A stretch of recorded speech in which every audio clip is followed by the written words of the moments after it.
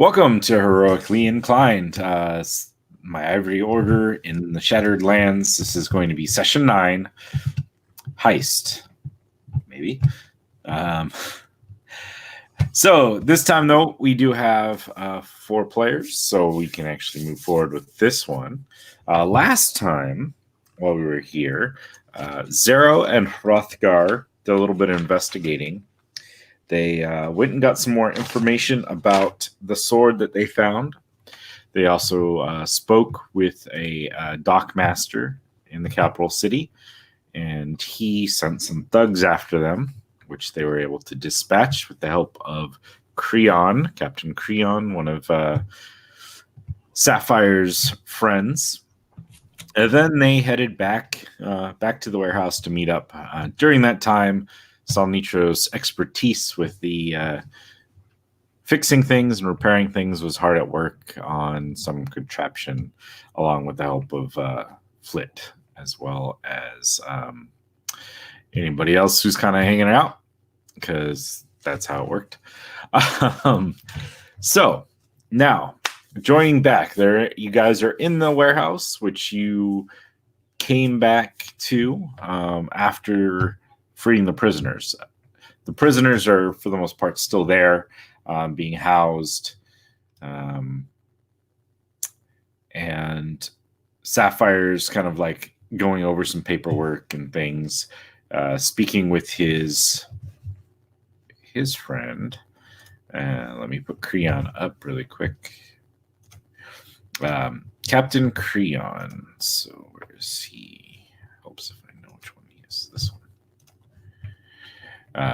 So you guys will see a muscular, tall man, like large shield, large spear, a horse like Pegasus adorning his shield, kind of like a horse upon his helmet goes into like the mane flowing back in this like deep crimson color. Golden armor. He's standing over with Sapphire, and they're kind of discussing things. Currently, you guys are in the warehouse. So is there anything you guys would like to do? Is at least a long rest transpired? Yeah, we can say that you guys, because I know you were hurt. So we'll say that when you guys got back, you had your chance to fully rest up. So otherwise, we've got 2 people who are working on like no rest, and 2 people that are working on a perfectly fine, no problems. So, how long have they been gone? Probably at this point, I believe they would have gotten back in the evening. So then they rested. So it's probably been about a day or so. Would we have seen Zero disappear? Yeah, I mean, Zero had left. You don't usually see Zero come and go from the Zero warehouse. doesn't want you to. He won't let you. Yeah, and I usually disguise myself. Yeah. But there's a period for the 2 that were not there. Sapphire had gone to the square. Like there was one of his guards came and told him there was going to be an announcement made by the regent, and trying to find all that info. Where were we? One of these days I'll have everything all lined up. Let's see. Duke Kelvis Chevalier, the regent of Desland, the area in which you guys are currently at, was going to do an announcement. So they brought Zero with them, and while there, Hrothgar met up with them as well. He was sent to Desland to join up with you guys, and without necessarily directions to the safe house, he was there at this big event, and while there he recognized Zero, and joined up with him. So during that announcement, basically, Duke Kelvis had kind of blamed I believe, trying to think how I had worded it. Basically, instead of the prisoners being there, like it was people from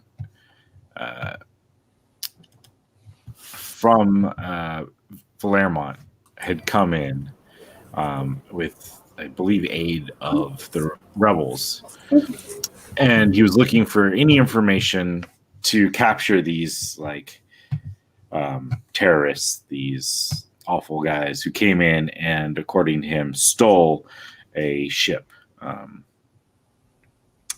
belonging to Desland in this escape attempt. So obviously there are certain things in that statement that were definitely not true.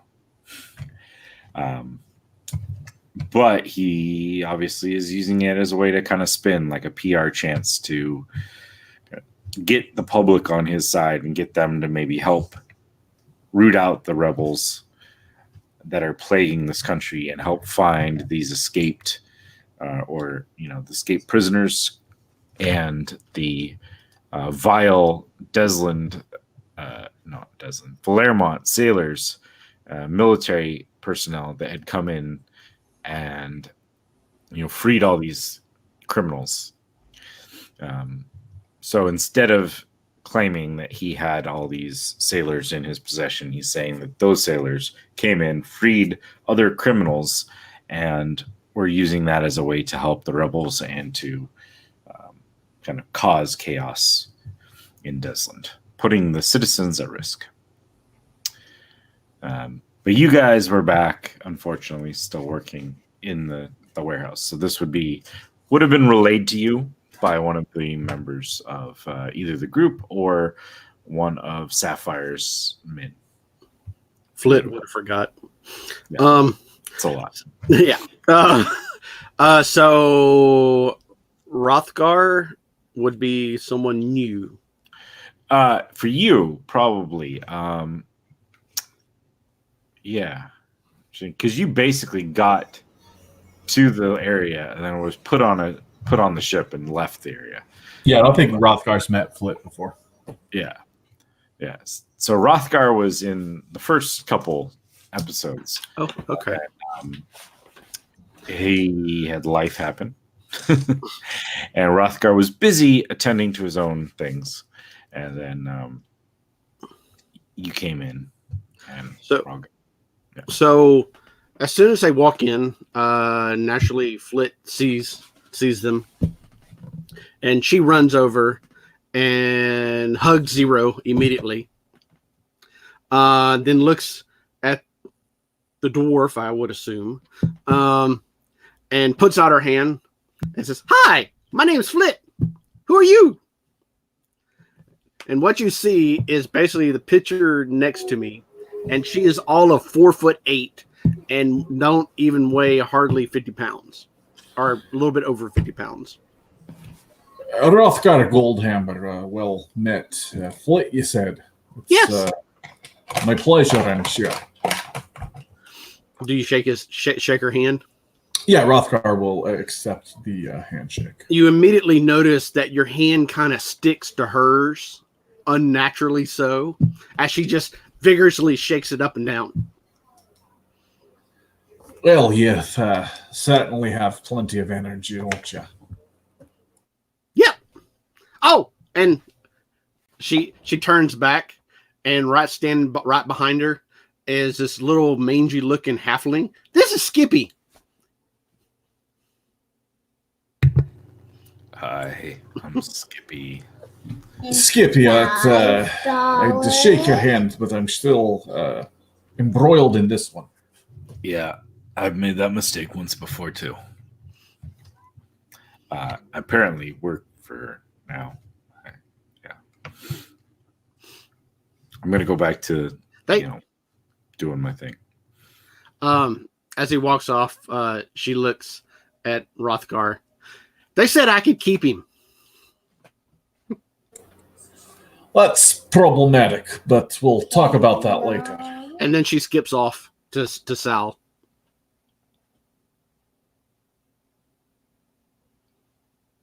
I think by this point, Sal is probably asleep. He finally collapsed somewhere, and he's Carbone, I guess, dragged him over to like a bundle of cloaks or somewhere he could sleep. And he was going, I think, all night at one point. It just I forget what he was working on. He was working on something.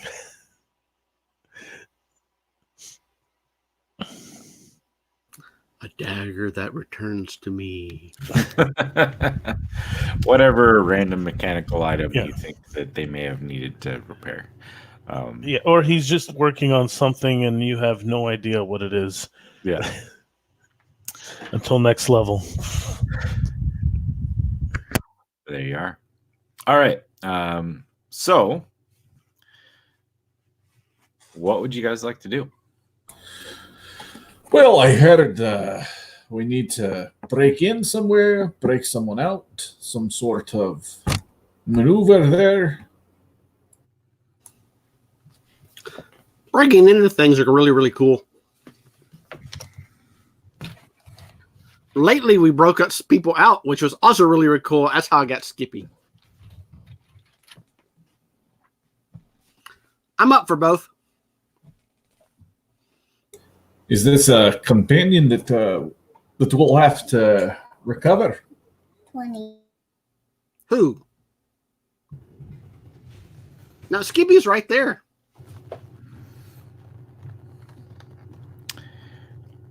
Okay. So, I mean, Flit would probably know a little bit more about this.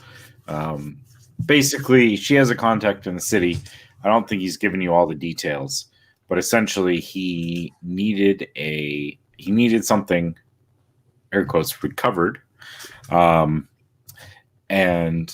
was going to at least wipe away the debt that was accrued from purchasing certain items at his shop.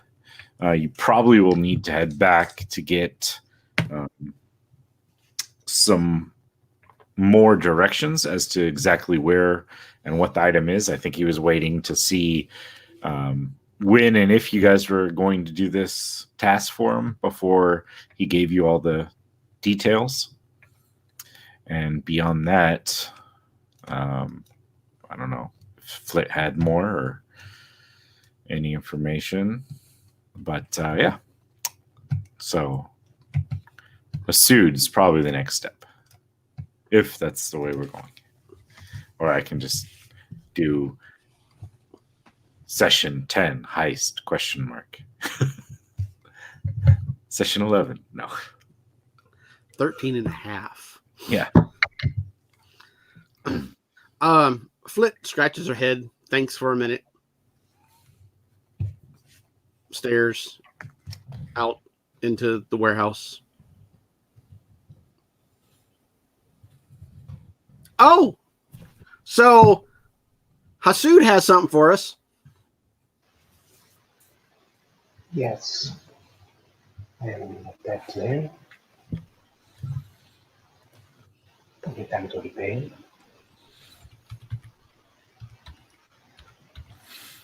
All right. If you guys desired a guide through the city, Sapphire would probably, get you one. But you probably come and gone enough that you kind of have figured out the best way in and out of the warehouse, the best way to kind of make your way through the streets and get back to the Hassaud's shop. Hassaud's Herbs. I believe is what it was. Yep, Hassaud's Herbs.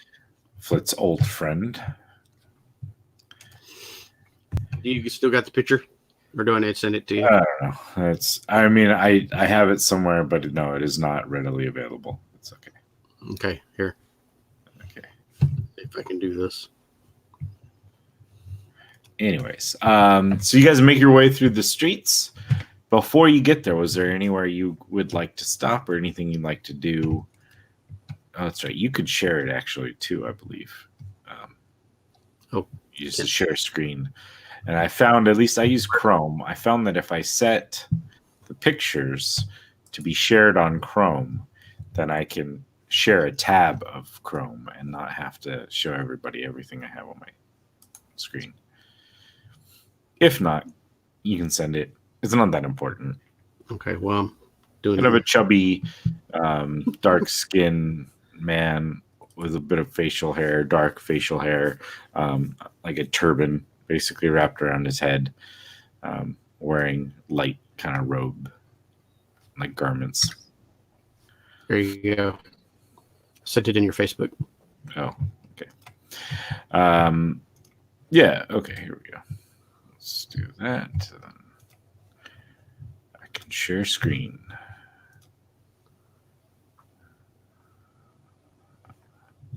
I just got to figure out which one it is. Oh, it's this one. There we go. There's Hassaud. I think that smile just says it all. Yeah.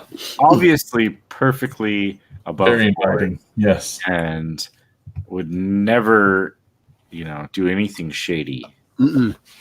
It's when Bill first told me I need an NPC, whatever. I'm like, oh, I have the perfect picture. Nah, he's awesome. I love him. So is there anything you want to take place before we get to Hassaud? Rothgar's good. He's ready to go. There's probably something right afterwards, but not before. Okay, cool. All right, so you guys make your way to the familiar little shop.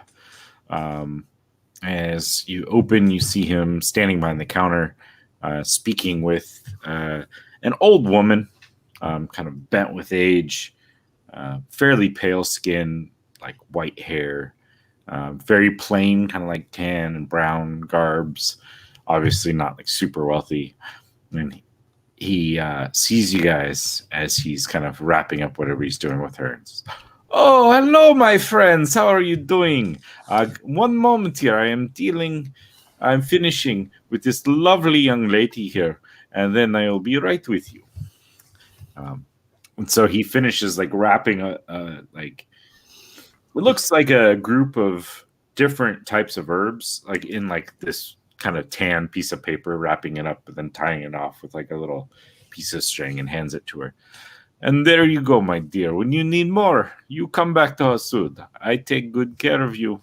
One of my favorite people here, right here. All right. Thank you, lady. Have a good one." And he kind of waves, and then once she leaves, and he walks over. "Oh, there we are, Flit. Hi, Hassaud. People." She hugs him. He hugs back. All right. What do I we brought get? I brought somebody new. I want to leave him here for a while. Oh, yes. Yeah, his name is Skippy. I'm training him. Oh, Skippy. Well, you are in good hands if you're with Flit. The best at what she does. Yes, you can stay. I might use his help. He's got little hands. I've got some things that he can do. Are you sure we can't take Skippy and leave Flit? Oh, never mind. Actually, Hassaud, I was wondering if you were able to procure some orichalcum, just a small amount. I know it's a bit hard to get by here. I just need it for some upgrades on Carbone. Oh, yes, I could probably do this. What was it again you needed? Just orichalcum, just a small amount, just role playing purposes. Yeah, just a small amount. I know it's hard to get by outside of the outside of wherever I'm from. I forgot. Artigiani. Artigiani, yeah, but yeah, just a small, maybe just a few grams of it, just enough to cover, just to coat some metal. No problem. Hassaud can get you anything you need. Give me a day or two, and I'll have it. That's perfect. So, what brings you here? Are we ready for that little job I had? Yep. Oh, very nice. I know we had a little debt, so I love that you come back to pay that debt. I always Very do. nice. She smiles at him. So, what I am looking for, there is an item. It is about yay big, and he holds his hands up to be I don't know. It's probably like the size of like a cantaloupe or so. He's like, there's an item like this, and it's on like looks like a stand. For everyone else, kind of like a tiny cannonball size like pinball machine, or not pinball, but with those like jawbreaker type dispenser things. And he kind of gestures. Gumball machine. It is an orb, and it is finely crafted. You'll see the top part. There are lines all over it, and it looks like it's just cracked, but that is the way it's supposed to be, or so I am told. My employer would like this, and I would like for you guys to do this. For this, anything else at the location, you are welcome to, my friends. I have no need of all that stuff, but it is yours. Plus, I will wipe away the debt and add in 1,000 gold pieces for your work. Ooh! Does this work for you? Yes. Well, All right. I did have this here for you. And he has a sack of gold in his hand, counting out to the 90 gold pieces that he did owe him. You may keep that. If you complete this mission, your debt is wiped away. This orb comes in great demand and a little bit of risk, so I believe you guys will have earned every cent. Speaking of that risk, do you have any details on what we may be facing? Well, you'll be traveling. It's probably about a 3 to 4 hour ride, depending on how you ride, to a town called Firmis on the eastern side of Desland. On this island, of course, and there will be a tower there, at kind of near the cliffs. And that tower, you'll see, it is very strange, not like I've ever seen before. There's like a crystal base, and then on the top, it looks like someone slapped on a bunch of junk. But either way, this place is run by someone they call the Gatherer.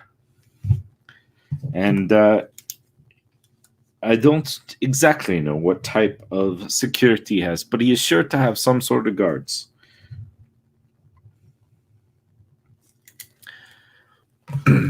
But for, I believe, over 1,000 gold, plus whatever else he's got lying around, it might be worth a little bit of risk. I still want you to take this. Okay. You I choose look to at pay that. me back. That is up to you, but I do not like to anything. I like a man who pays his debts. That is very nice. Very nice. So on the map I put up there, it is the little town to the right-hand side of there, like right across the little river and bridge. The town, in case it's hard to read for anyone, is Fermes, Fermes. All right. Is there anything else I can do to be of assistance, my good friends? Healing. Healing. It hurt last time. You need more healing potion? Yes, please. Okay. Well, I only have some basic ones in here, but That's I fine. have It hurt a lot. one for each of you if you would like. Yes. He'll reach underneath his counter and pull out 4 pretty basic, red vials of potion of healing.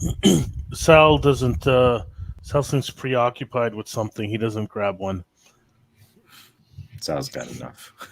Well, I only have 2, but I figured. Flit, Yeah. Flit snags his. I'm pretty sure Flit does. No problem. Yeah. The downside of not having a cleric in a group. Hey, I can heal. I think technically so could Zero, but that's not really his forte. Sal has to shoot you first to do damage, then it heals. Yeah. No, I actually have a healing spell. Yeah. All right. So, however you guys want to distribute it, you can have 4 more potions of healing. And, if you guys are good, you can make your way back out.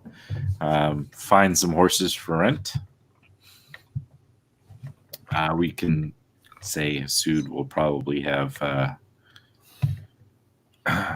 prepaid or send ahead for some horses for you guys to be arranged. Gives you a phrase to tell the guy and which horse vendor. Rutabagas. Yeah, rutabagas. Sure. Okay. Was there anything before you guys exit the town or do at this point?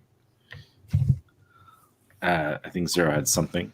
Yeah, I would like to ping my urban bounty hunter background feature Okay.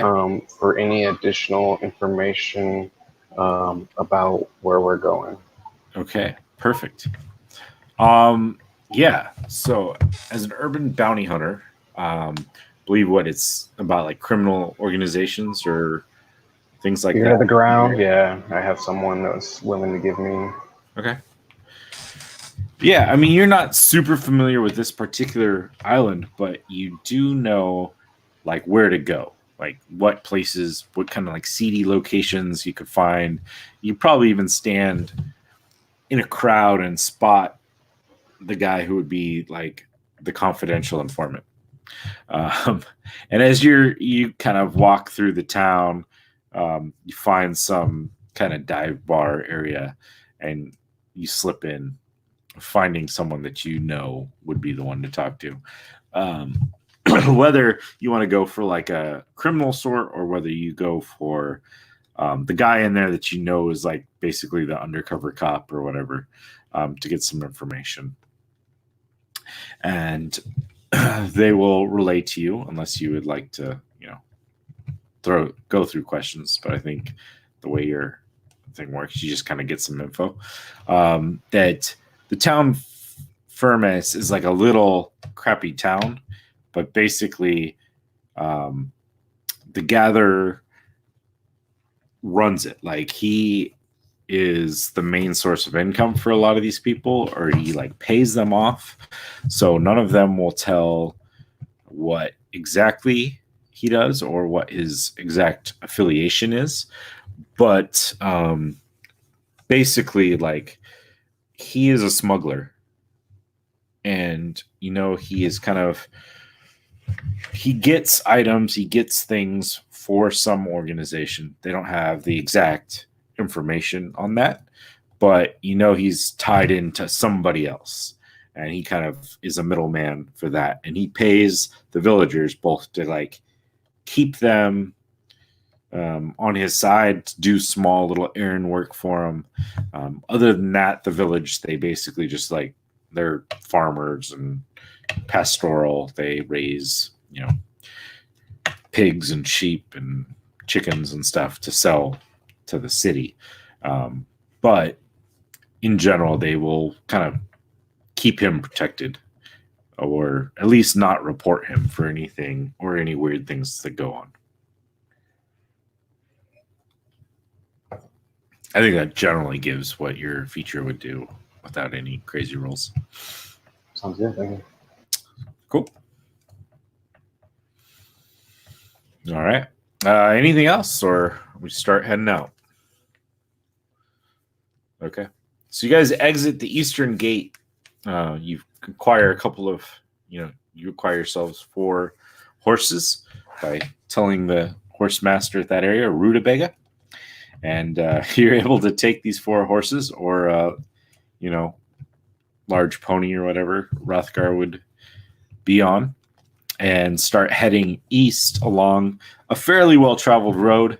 It is like stones up until probably like 100 yards out of the city. And then it just turns into like a well-maintained dirt road. All the bushes and grasses are cut back. And as you travel, it goes from, rougher, kind of like not overly harvestable areas near the city. And then you get closer to the river and you start spotting like little farms here and there. The ones closer on your side of the river, on the west side of the river, tend to be more grains, more like corn, like more like general food stuff. And then as you cross over the river, you see like a couple of guards wearing the Marseille kind of like colors on them. And they're just generally guarding that area. But then you guys are able to cross. They don't question. They're just kind of making sure that no one's getting crazy. You kind of get into an area and you start seeing like there's more pastures. There's like stone fences that are stone, fences set up with little gate, like wooden gates that have sheep in them. And then you see some,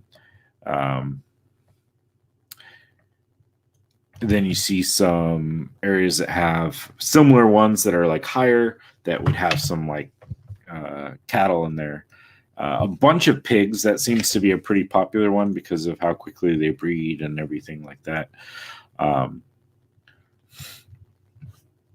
Then just little things like that. And as you go on, you get closer and closer to a town, and you start seeing like small like huts and stuff that are more closely gathered up. And as you walk into this town, it's dirt roads, but there is like newer paint on all the buildings, so it doesn't look like it's not run down or anything. It's fairly well kept. There is one tavern in there that you can kind of see, and it's got like the image is a cloud, and then in front of the cloud there's like a tankard, like a big like glass, or I mean it's more like a wooden tankard there, but like on top of the cloud, and over the door it's called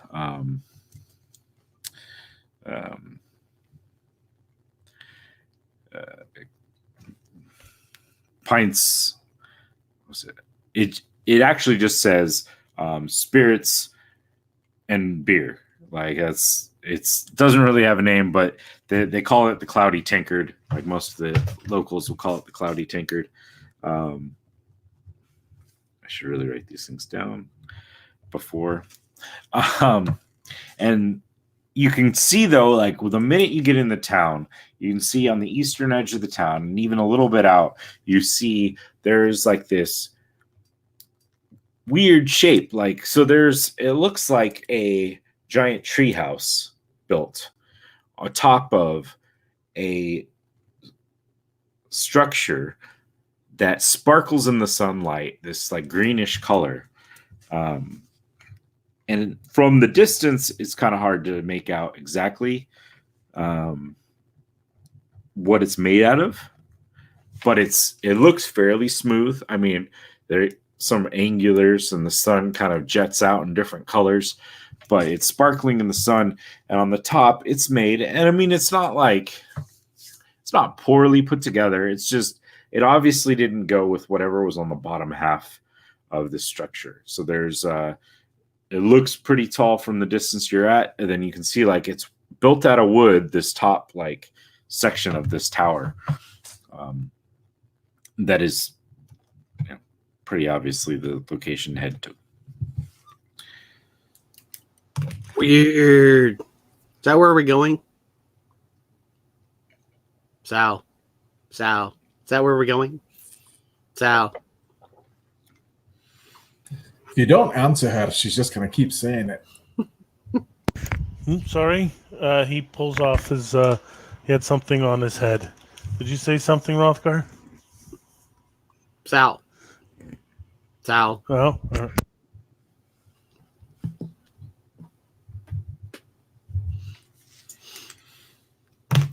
Sal. Is that where we're going, Sal?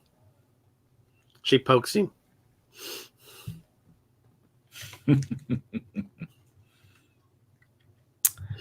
Besides ignoring Flit, is there anything that we'd like to do in the town, near the town?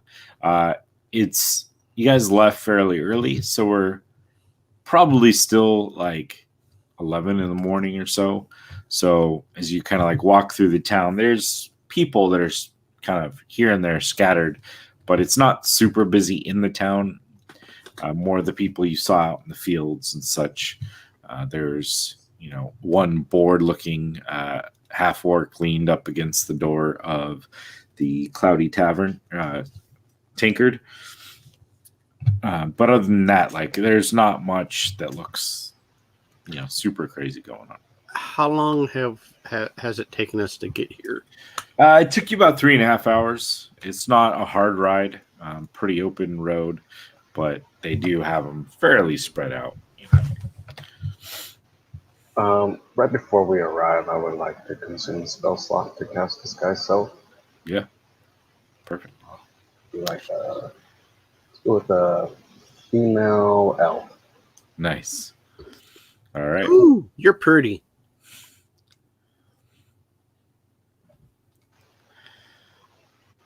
So bad for self. And that's 1 hour, I believe. Anybody else? Anything else? Are we getting food? It is probably about your lunchtime, although Flit probably has several lunchtimes. I would like give her something from my pack. Interesting. Some something I killed on the trail. She eats it. Perfect. About half of it, and then puts the other half in a pocket. All right. For later. Yeah. As you do. So you learn not to shake Flit's hand. Requires a constitution save. Yeah, right. I should make that one of the dangerous substances in my world. Flit's handshakes. All right. So you're here in the town, kind of in what they would call a town square.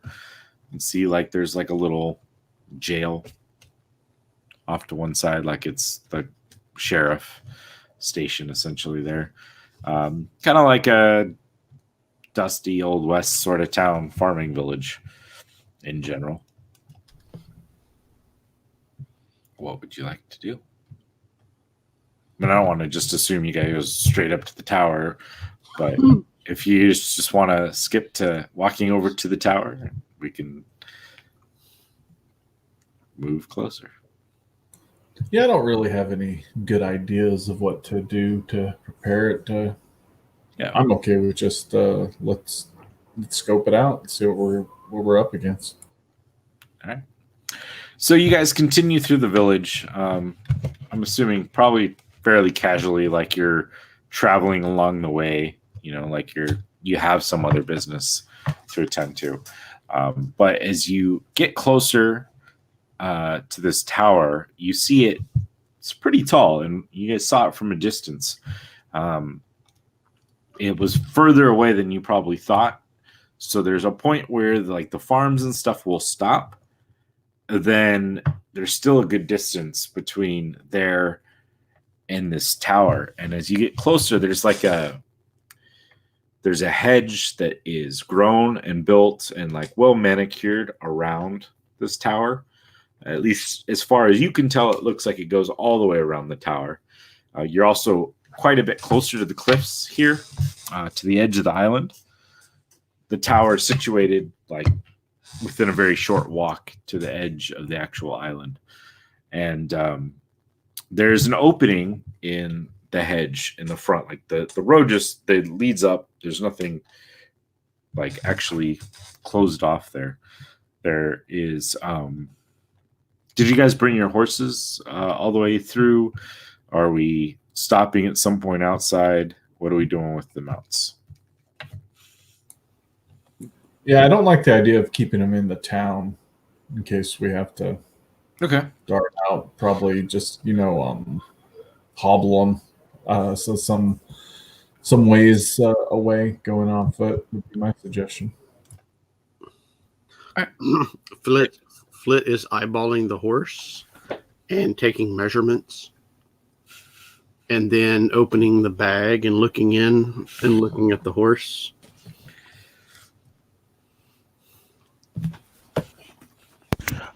Sal actually looks up at that point. He actually acknowledges Flit and said, "No, Flit."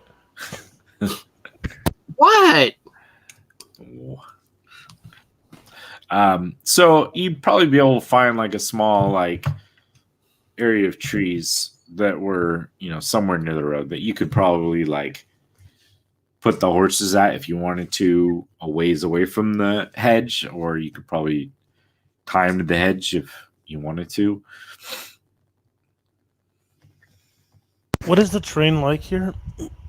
Mostly grassy. Like it's in general, this area is like farmlands, mostly like for horses, pigs, sheep, that sort of thing. So fairly green, fairly smooth. I mean, some hills here and there.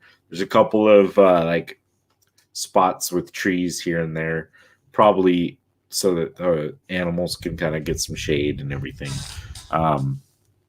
Nothing too rough or too crazy. No large forest areas, but if you guys wanted on the way to this tower, there'd be like a little circle of trees that you could probably like lead the horses into and tie to. Then, like I said, as you get to the tower, the area around there is just like kind of short grass. It's maybe like a foot tall, still fairly green at this point in the season. And there's like a green hedge that seems to go all the way around, at least from the view of the trail, the road that leads straight up to this tower. There's a green hedge that follows along. And as you get closer, you can see like this sparkling green coming off the tower itself.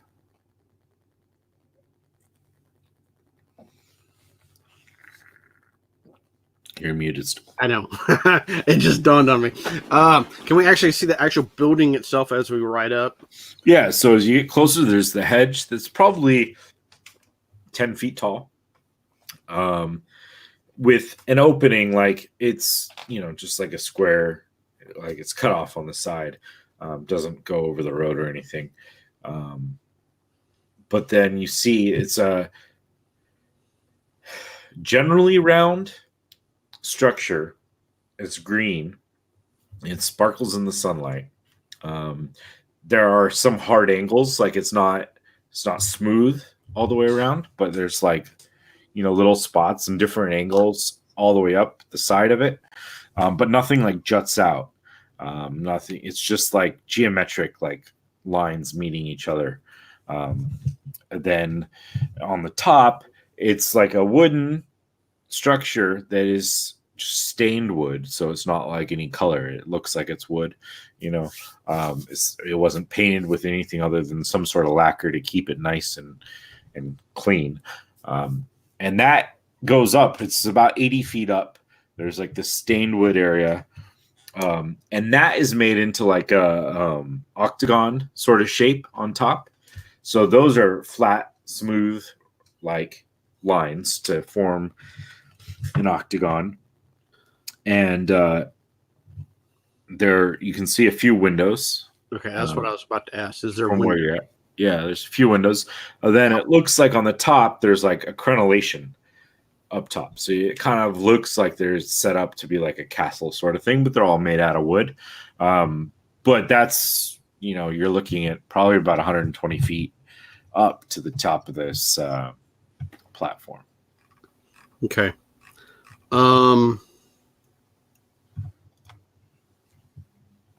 She looks at the group. Do we want to go through the windows? Travis will be back, by the way. His PC crashed. We might want to wait at night too. Yes, I definitely like the idea of So are we camping out? this would be a good idea. Probably be good to not be seen too much more around an area where you might be doing what those pieces to the ground. And go peek in a window. That's right. You can just climb. Could you do that without being seen, maybe? I can try. Perhaps if we go somewhere, I'm assuming we're kind of being discreet, but we probably might still be seen by people. Yeah, I mean, this area, it doesn't look like there's a ton of people in the general, like, direct vicinity of here. But, yeah, I mean, if you were just, like, sitting outside, eventually someone might see you. I might be able to help you. Okay.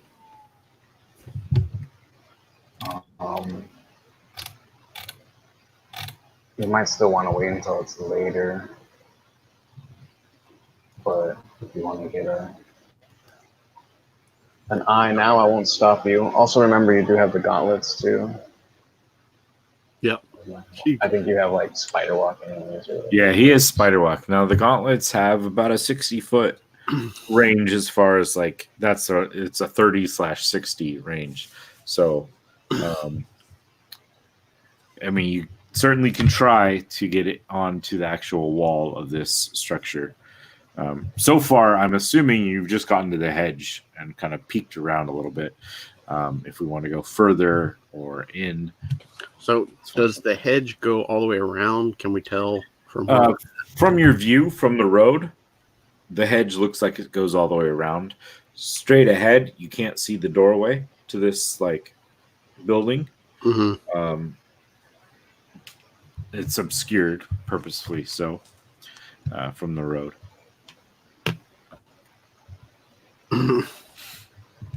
So it depends. Like, if you want to walk around, you can walk around. That's perfectly acceptable.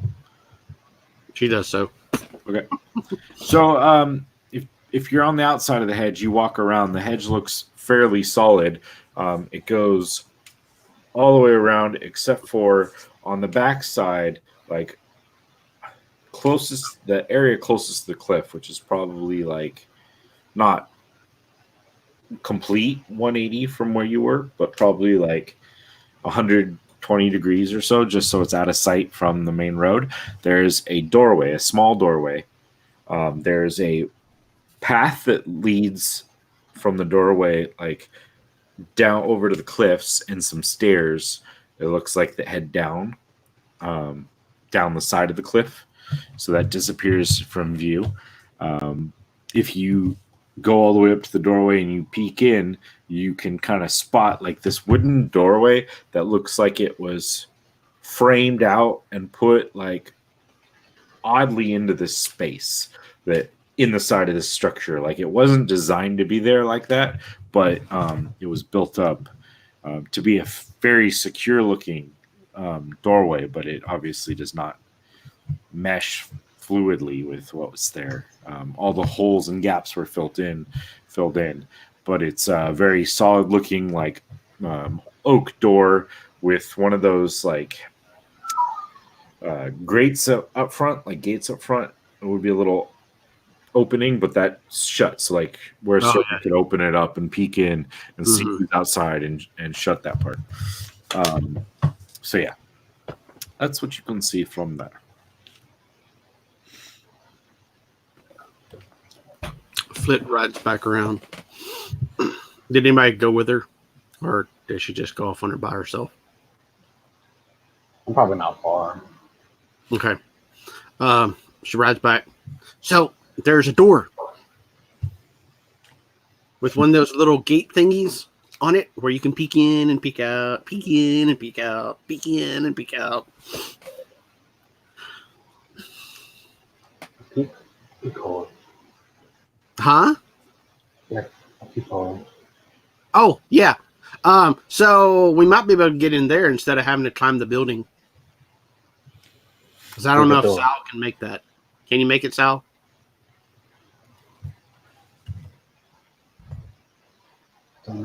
I haven't made my. I'm still working on this, and he holds up this weird rope-like thing. Can't get it to stick right now. I don't know if the dwarf or the elf chick can climb either. She can do lots of tricks. Cool. Okay. So do we want to go through the door or do we want to go up there? And she points upward. How high did he determine the window was? About 120 feet. Well, so there's the structure. This green structure goes up about 80 feet. And then there's a wooden section that has another 40 feet. So there is probably about, I don't know, 85 feet or so, probably where the first window would appear. Is it big enough or is it one of them little arrow slit like windows? I mean, it's a decent sized window, yeah. So normal size window, basically. Yeah. Yeah. Okay. And then up at the top, about 120 feet up, there's like a crenellation, like it looks like a castle going around, designed to defend if needed. But yeah, That would be the easiest place to attach a grappling hook. Which I have one. okay. It's also, I mean, it's 120 feet up, so however you would like to do it. I know Flit can just walk up and probably toss the rope down. That's what I was thinking. But it's up to everyone. Travis, are we able to get audio, or are we? I think so. Yeah, It's a little choppy, but if all I'm coming good. through, I'm coming through. Yeah, that's cool. I wasn't sure it was going to work on the phone, so good to know. Get on StreamYard for that working. Oh yeah, that's Yeah, pretty cool. one of the nice features of it. All right, so the plan, it sounds like at least we are waiting towards dark, and however you guys want to try to get in. There's a door, there's a window about 85 feet up, there's the top roof, whatever that gives, about 120 feet up. And there's plenty of ways for you guys to get around. Rock, paper, scissors? And why don't we take a quick break? My son's trying to get to sleep, and apparently he wants me to come say goodnight. So I'm going to do that, give you guys a second, and then we'll get into it, and then Sounds push good. on until the end. And if that way we all get situated. Sound good? Awesome. All right, guys. We'll be back, let's say, about 5 minutes or so, and we'll see what happens.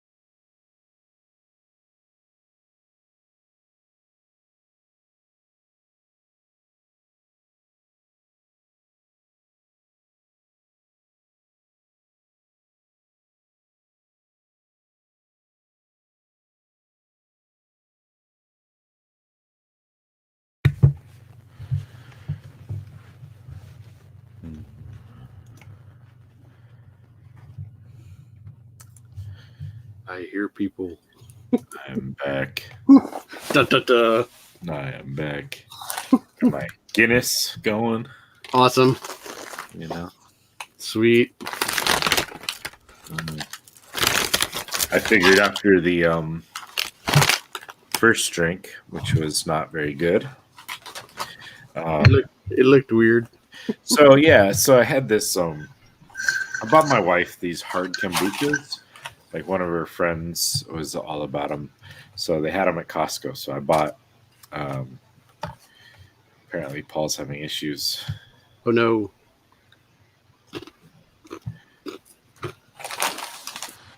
It's been a night of tech. It always is. Yeah. So I bought these hard kombuchas, and so I tried it, and I was like, not so good. And then I decided to turn it into another drink that I've had, but it uses gin, ginger syrup, lemon juice, and then you top that off with an IPA, which is really tasty. It doesn't sound like it, but it's really tasty. So I tried it with the hard kombucha, not so tasty. I mean, not bad. I obviously finished it, but not bad. And then I had my whiskey. My favorite 12-year-old Redbreast Irish whiskey. You know, anything. Anything that sits in a barrel for 12 years to get better for me to taste is definitely awesome. Have you had Guinness in Ireland? Yes, at St. James Gate at their Dublin facility. Nice. I had it in Dublin also. It's crazy. Like I used to work in an Irish pub there as a waiter and bartender there, and it had a guy from Ireland who owned it originally, set up the taps. So the nitrogen feed, like, and now I'm just like a nitrogen whore. Like if I see something on nitrogen, I'm like, oh, I want that. But yeah, I mean, in my mind, like I don't think it changed that much having it in Ireland. Like I think he had the setup pretty well down, packed. But I've gone other places and ordered it, and I'm like, it's just not the same. But taking my wife with me to Ireland, she hated beer. We went to Guinness Factory, and she will now drink Guinness. Thus, I have bought a 24-pack at Costco. Yeah, she doesn't drink beer, but she'll drink Guinness. Wow. Crazy. But with nitrogen, it's super smooth. It's not as like That bitter beer face. yeah, no. Like if you're not a beer fan, surprisingly for a dark beer, like it's light in alcohol. It's like 4.3%. B, it's actually like low in calories. And then it's got like a bunch of like minerals and stuff in there that are good. Like there's been like men's health magazines that have been like, if you want to drink a beer and you want to drink a beer and still be kind of healthy, Guinness is a good way to go.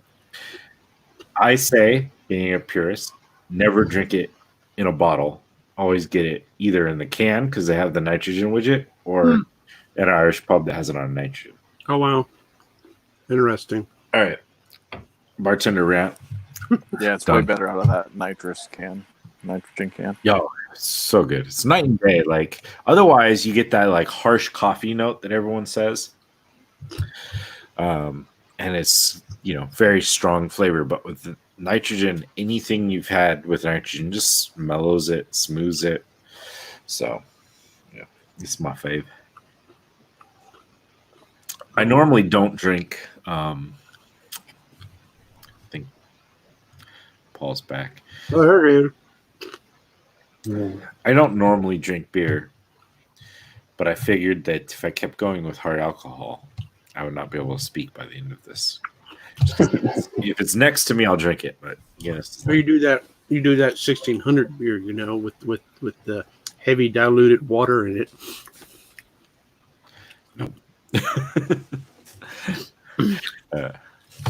I'll drink water when I want to drink water.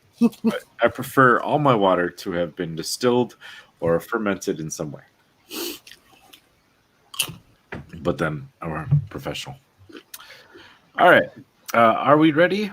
Looks like Paul's back. Travis is there on the phone. Cool. we're gonna drop that. All right. What are we doing? What is our desired entry point? We can start at whatever point in the night you guys decide. Well, if the other two aren't opposed to going up, that's an option. Otherwise, probably don't want to split up too much. So I don't know if it'd be a good idea for just us two to go up. Yeah, as long as we can secure a rope, I think we'll all be able to make it. I can do that.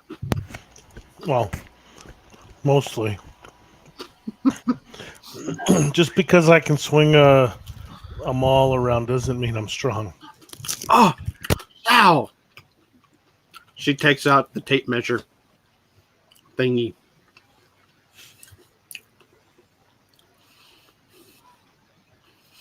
And holds the bag up. Oh God. No. What? You a fit? He's on the shorter side, but I'm not sure physically he'd be able to get in. And if he can, you'd be fine. I can't hold my breath that long. 3 minutes. So yeah, that is definitely an option. Flit can walk up and secure some sort of rope. And then however you guys want to deal with Sal, you may have issues getting Carbone up, given that. But It doesn't say Carbone can't, the Iron Defender can't climb. yeah, It just says they resemble a four-legged creature of your choice. That doesn't mean they can't climb up, okay. because technically bears and lions and cougars, two of the creatures mentioned are cougars and bears, and they can climb. Okay. So I mean, I don't know how well they can climb a rope, but what we could probably do is have an idea, Flit. No, is the wall. So you said half of it's wood, but the other half is what? So the bottom half, as you guys get closer, I'm assuming at some point you guys go close and you get up to it. It is a hard, solid structure. It looks like it's somewhat transparent, but it's so thick that at some point you lose sight. Like if you look through like ice, like a glacier or whatever, at some point you stop seeing through it because the light doesn't penetrate all of the layers. So it's slick as snot, basically. Well, as you touch it, it is got a little bit of roughness to it, but it's a crystal. Like you can tell that it's made out of some sort of crystal. So there are different like angles to it slightly, but in general, it makes a round structure on the bottom half. There's, like I said, a door that you've spotted. There's only that one. If you take the time to kind of sneak around the structure. Again, Flit looks at Sal, looks down at Carbone, maybe I can holds up the sack. I can move this joint around here and this one over to here and get him to 2 feet in width. Well, what's your ruling on that, Bill? It's basically a bag of holding. Yeah, I mean, I'm not trying to. Yeah, he doesn't have a lot in there right now, anyways. So, there is no weight. There's no weight. That's how you want to do it. Otherwise, I'd say you could probably. I don't know how strong anybody in this group is, though. Carbone is stronger than me. Hrothgar may be the strongest actual individual. Yeah, no. How strong is Hrothgar? I don't know. He's a mixed class, so I don't know which way he went in his strength. Travis? Yeah, he's strength 15, so he could do heavy armor. But I mean, that's not bad, but it wouldn't be an automatic thing. Yeah. So I'd say you could probably toss him in. I'm not trying to restrict your main class feature, from participating in the game. So my other thought was you could probably tie a rope around and pull them up, but not many of you are strong, and even that, like you're talking about a fair, like a bear size and almost like I think it's like 300-pound or so mechanical creature. Did I write down? Yeah, there's no actual weight specifically. Yeah, but I mean, you're thinking at least like a panther weight, so in the high hundreds, maybe. Big cat, small bear weight zone. So yeah. So yeah, if you want to put him in the bag of holding, we'll say that he's able to kind of like, make himself get in. He's a transformer. He transforms, his arms a little, so he's skinnier. He's With the set tape. Well, like a panther, really, like 2 feet is probably shoulder to shoulder. So something of that general width is fine. Yeah. So yeah, you're able to get Carboni in the backpack. What else do you guys want to? What is the plan to get up and get everyone else up? Flit looks at the group and says, "Are we ready?" I am. Actually, what time is it anyway? I mean, Zero had expressed interest in waiting till night. So at whatever point in the night you guys decide you want to go in, you basically can kill time within sight, kind of spotting. You don't, during the time you're there, you don't notice anybody really approaching the structure. There's nothing in particular close by that you notice. Okay. If you took time to like look down where the stairs are, the stairs on the side of the cliff will they go down and kind of curve down with the island a little bit on the underside, but you can see like a small dock down there, which is currently empty. But other than that, that's you don't notice much. Okay. Are we ready, guys? Before we go, I'll cast Pass Without Trace on everyone. Okay. Why don't we give stealth checks first? Pass Without Trace works within 30 feet of Zero. So is everyone first, I guess. Flit probably is going up, I'm assuming. Yeah. To secure a rope. Yeah. Well, actually, she's going to secure it to Carboni. At the top, yeah. You go up and then you tie it to Carboni and then throw it down. Yeah. And Carboni will be the anchor. Anchor, yep. Okay. Otherwise, like I said, it's crenellated, so you could tie it around. Well, she can hold. She can tie it to Carboni, then wrap it around one of the blocks, and then feast. However you want it. Yeah. Is there advantage with the rope? It's plus 10 if you're within 30 feet of Zero. Oh, sorry, this is not climbing. This is just stealth to start with to see how well we're spotted. So we've got Rothgar at 16, thanks to Zero. Zero at 22 total, 32 with the Pass Without Trace. Sal is a 12 total or 12 on your sorry. 22 total. What did I put down? Oh, so it's 12. Okay. Yeah. So you got a 2 and then you add 10? Oh, sorry. 22. Sorry, 22. Okay, right. Cool. That's fine. Like, I'm assuming that at least you 3 are close to Zero. Flit, on the other hand, I think is going to go up. You got a 26. So quietly, Flit kind of like starts scaling.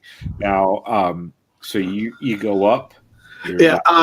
That's one thing that the rest of y'all have seen before, but Rothgar has never seen.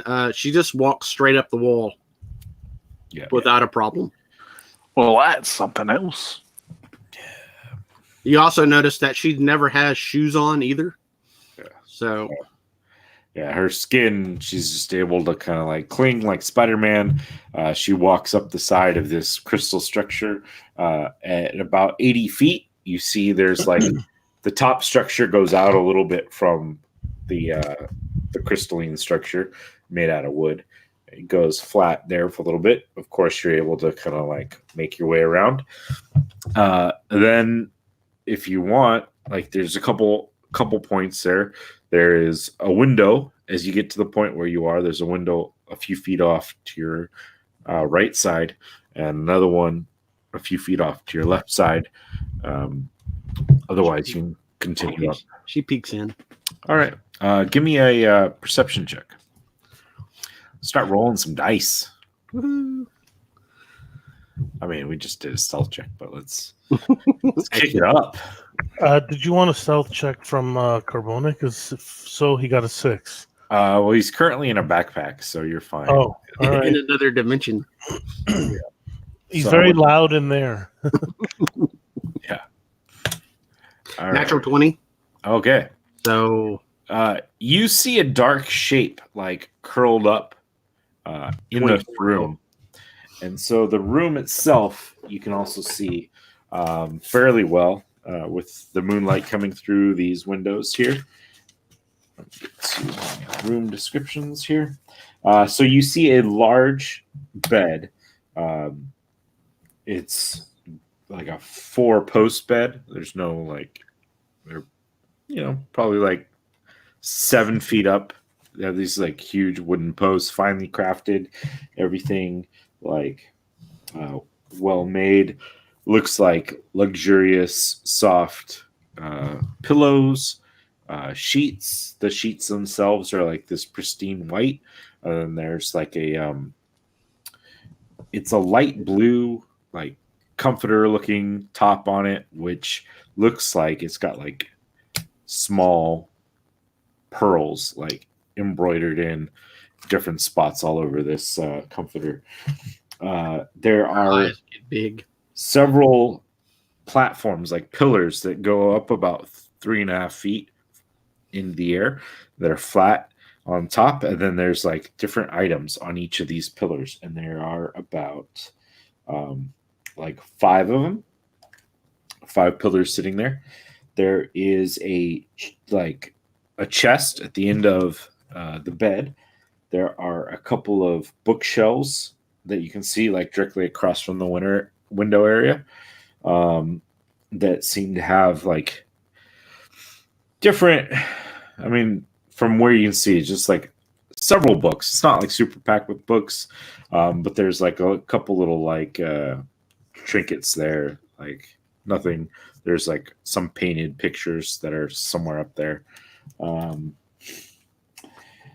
And there's a couple of chairs sitting there, and there's like a fireplace that's sitting cold up against like one of the nearby walls to the window, but you can kind of spot the side of it well enough to know that.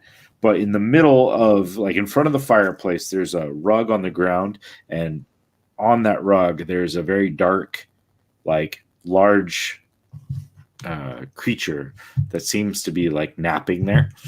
But like as it kind of like sleeps, and you can kind of see this little bit of smoke like comes out of its mouth. It looks like a very large dog, but like as it's there, like this like smoke kind of here and there like kind of puffs, just kind of trails up, and like the throat area kind of glows just a little bit as it lays there on the carpet. Flit looks very curious at it and then moves on to the next window. Yep. Well, so it's basically like giving you the whole room look. You do spot like on the roof of this room, there's like a large rope that comes down. It looks like there's like a ladder that would fold down and come into the room, and a hatch that's on the roof of this room. Okay, is it close to the top?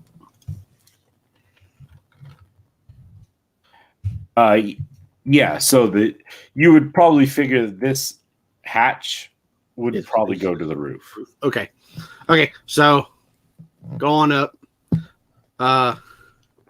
open the bag, and go Carboni, and pull him out. Okay. Carboni like lops out, stands there, looks at you, Okay, kind of confused. And then, like, looks at you. we're That's gonna get Daddy now, and she ties the rope to Carboni, and then loops it around the thing, and then looks down the below and drops it. okay.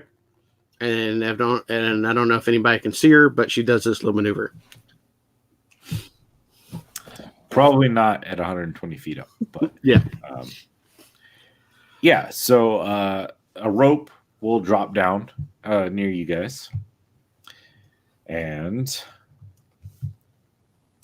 I'll go first, or unless Rothgar wants to go first.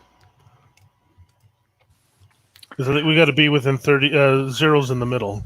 Zero would probably be in the middle. Yeah. If you guys are all going up together on the way up. Yeah, maybe. Rothgar could go up first. He'll spend an action to bring his familiar out of its pocket dimension, just to keep him, get him on the ready if need be. He's an owl. Yep. And so, are these going to be athletics checks, Bill? Yeah. Or are we just going to push through? All right. Let's do an athletics check. I'm not really looking for necessarily like amazing rolls. I just want to make sure we don't have anything crazy happen. Well, how does an 8 happen?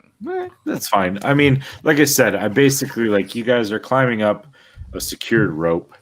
It's not smooth. Yeah, it's not pretty, and Flit probably is watching you and shaking her head from the top, like, "What is this dwarf doing?" But other than that, like you're able to kind of like get your way going. Zero would, I'm assuming, being next, trying to keep within 30 feet.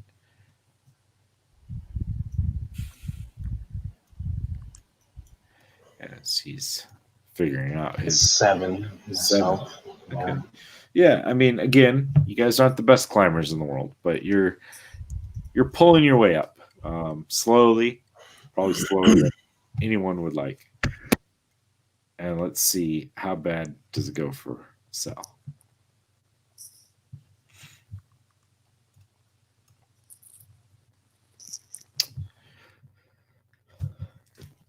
All right, Sal, surprisingly, both drops and gets the best roll. So, yeah. You guys slowly make your way up. Sal kind of at Zero's feet, like gesturing for him to move on. That's weird. He's in chat, but he's not on screen. You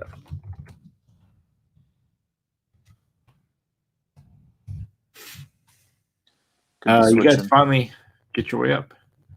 Sorry, Travis. What was that? I was saying he could be switching devices. Yeah, maybe. So, Shh. Be quiet, guys.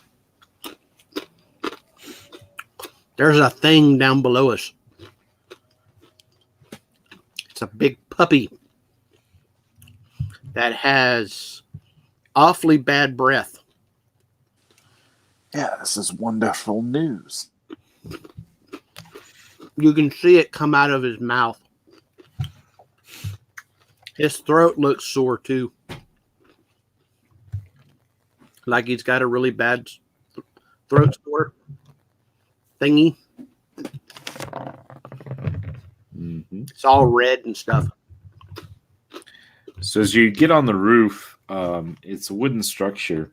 In the middle, there's framed out like a 3 foot by 3 foot opening hatch up there.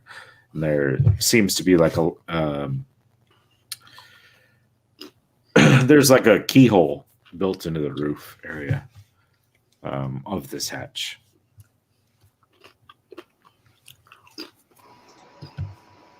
Welcome back.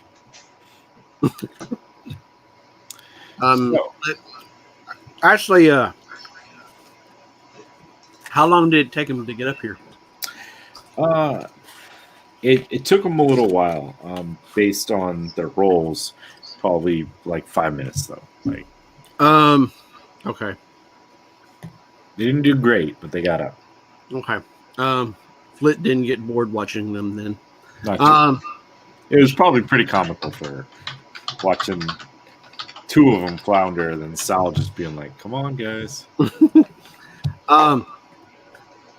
She goes over to the key. Okay.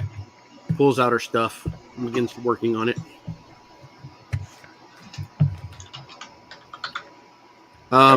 First of all, she's going to detect traps.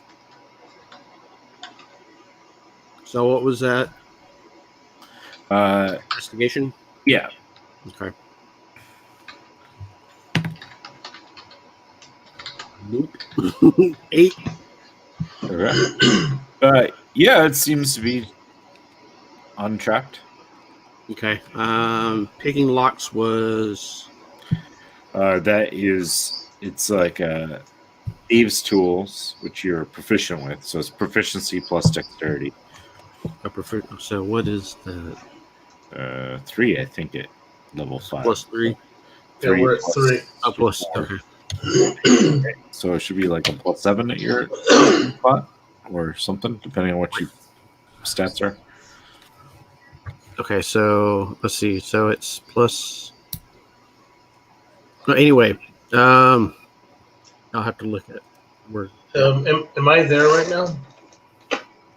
Yeah, everyone's gotten up. We're all. So much like Sally's telling Flit how to do it correctly. So take advantage because Sal is also proficient, I believe. I don't think I can roll any higher than this. I rolled a natural 20. Oh, there you go. And so plus 3 my dexterity and my lock. So lock picking is a plus what? It's probably plus 7 for you because you're what, at 18 dex? No, actually 16. Okay, so it's plus 6. So it'd be proficiency, which is 3 plus your 3, so 26. Oh, okay. So 20, yeah. Yeah, so you're able to play around with it a little bit and click, and it seems to unlock. And she backs off. Big doggy below. Not doing that. All right. So she's unlocked the door. It doesn't seem like she's opened it yet, but whatever you guys want to do.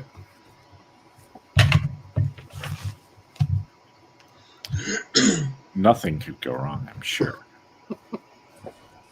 Rothgar will take point. He's got his shield and his plate armor. All right. I think his familiar will just kind of be on his shoulder. Oh, cool. There's an owl. All right. His name's So- Hoots. If you open the hatch, you can see like there's this ladder work that's like folded up on top of itself right in the way. You're able, like, if you want to, you can push that down. But yeah. Yeah, Rothgar pushed that ladder down. Okay. All right. So at this point, let's go ahead and roll initiative.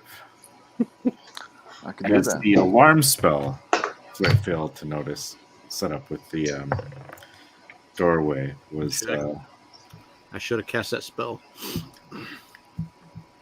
Had detect magic. oh yeah. Surprisingly, I already pre-rolled these guys because I was smart for a change. So I'll just need where you guys are at. All right, cool. So you get 0, 19. I was going to say, Sal just needs to be lower than that, and I gave it to you in order. Steady tide, which still works. Wasn't it Rothgar? Oh, I got 11. Yeah, my dex mod is 2. Oh, What's yours? Totally Rothgar's described is plus the 0. wrong creature, anyways. So Oh, nice. let me see, because I think the Hellhound's a lot tougher than. It's not a puppy. It's still a puppy. It's just not a Hellhound. So, It's a heck I wouldn't puppy. have had a clue what it was. So I have the stat. I just didn't look at it right. All right. It's still a dark furred creature with 2 heads. Oh, If I put, yeah. Anyways, so we've got 0. You'd be up first. 0 Flit. So this is the only thing I can see once we come into the room is that creature. Yeah, you see a 2-headed dog-like creature that's like was curled up perfectly, and now at this point is looking up and snarling, both heads snarling as they look up towards the roof. How far away is it now? I mean, it's the roof. You're about 15, 20 feet. There's a ladder that Hrothgar had pushed down, and that definitely at that moment, Hrothgar's standing next to it. At that moment, both heads snapped up, looking at the roof. So it's 20 feet below me. Yeah. Would I have been able to purchase long swords before we left? Yeah. Oh, yeah. If you had desired to purchase a longsword, the sword that you guys have been carrying around was a longsword. The one you guys took off the half or the hobgoblin or whatever it was. Okay. So I just have to buy one, maybe. I'm a dual wielder, so I'm gonna pull them both out. Okay. And jump onto it or down below next to it, and then move towards it. Do you have any reduces damage from dropping or? Here's what I'll do. I'll grapple with the gauntlet, Okay. and then I'll ride that down first, and I think that'll consume one of my actions. Yeah, it'd be a bonus. The bonus action for the grapple part. Okay. It's fine. And then I'll rush it from there, and then I get advantage because it hasn't acted yet. Yep. Oh yeah, I need to roll again, but I guess I will. All right. Might as well, in case you got a Natty, yeah. So that was 23. I'm pretty sure that hits. Otherwise, I'm running away. Yeah, no, you 23. For 11 slash piercing damage. Piercing Okay. damage. I think. Oh no, yeah, piercing damage belongs to slash and piercing. And then I have extra attack. Yeah. For 13. 13 to hit. 13 13 yeah, to hit. 13 will hit. Yeah. Okay. For 7 more. Okay. And then on my first turn of combat, if they haven't acted or something like that, I get another extra attack too. Yep. You be local like that. All right, so for 18, so that hits 2, and for 10 more. Jeez, yeah. It looks bloodied, savage by your attacks. Not looking happy. That'll be me. Thank you. All right. Where we at? Flit, you have a good dex. So yeah, you're up. She sees the puppy and says, "Bad puppy."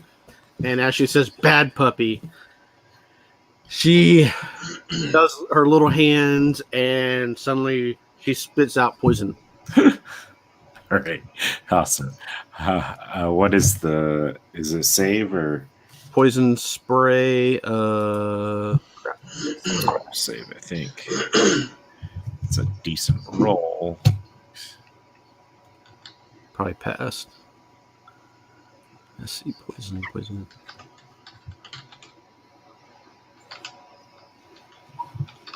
Poison spray or something? Yeah, it's poison spray. There's polymorph. There's poison spray. Instantaneous. Extend your okay. The creature must succeed on a Constitution saving throw or take 1d12 damage. All right, yeah, that was 16 on the con save. And my spell say he passed. Okay, cool. Well, yeah, it splashes across him, but he just kind of snarls up at you. Snarl back. Okay, so that was Flit. All right. Let me see. Speed. You, yeah. Zero. You see coming up the stairs, and you probably hear before you see this boom, boom, boom, like large footsteps hitting these like wooden stair spaces as comes up, and all of a sudden you see this large head peek up, like shoulder length hair that's kind of gnarled and knotted, huge face, chubby, light skin,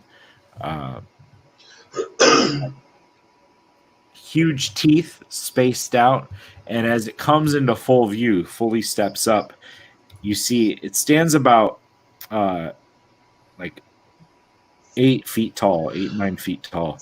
This big creature holding a great club in one hand and a torch in the other. And as this female creature comes up, she looks at you and she tosses the torch like into the room, and then walks forward with the great club and comes down swinging at you. So let me see. We've got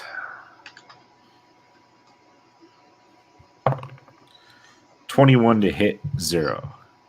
Yeah, so this great club comes smashing down, and this is like a large great club. Like, it's not like a normal size. It's probably about the size of you as it comes down.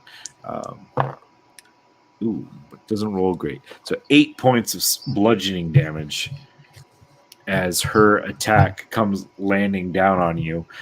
You're able to kind of like roll with it, so you don't take as much damage as you probably would have if she was able to like squash you. But you see this large ogre kind of looming over you with like leather kind of like covering her, a bunch of hides protecting her skin as she smashes down at you. All right.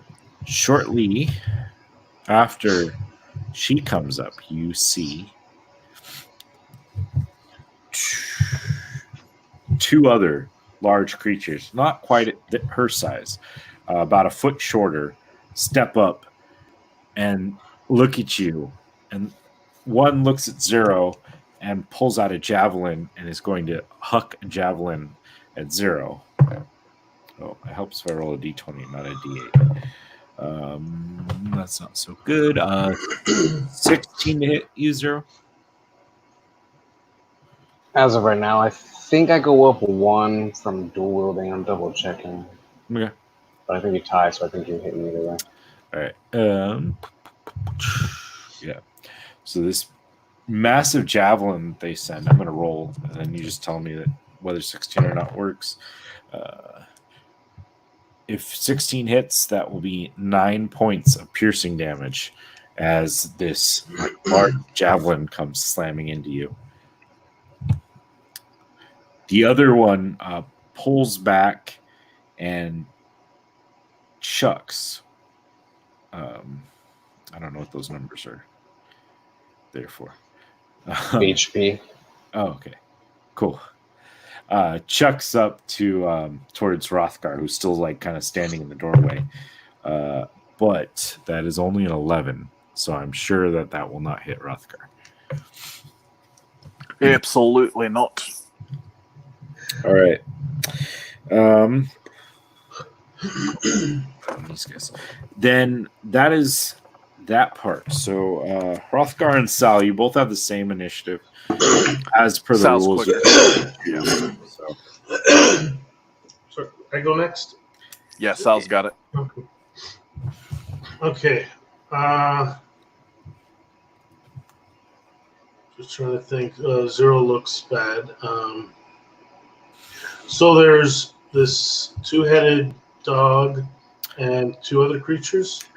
3 other right now. There's a 2-headed dog is right there that Zero has savaged for the most part. Then a large ogre came into view and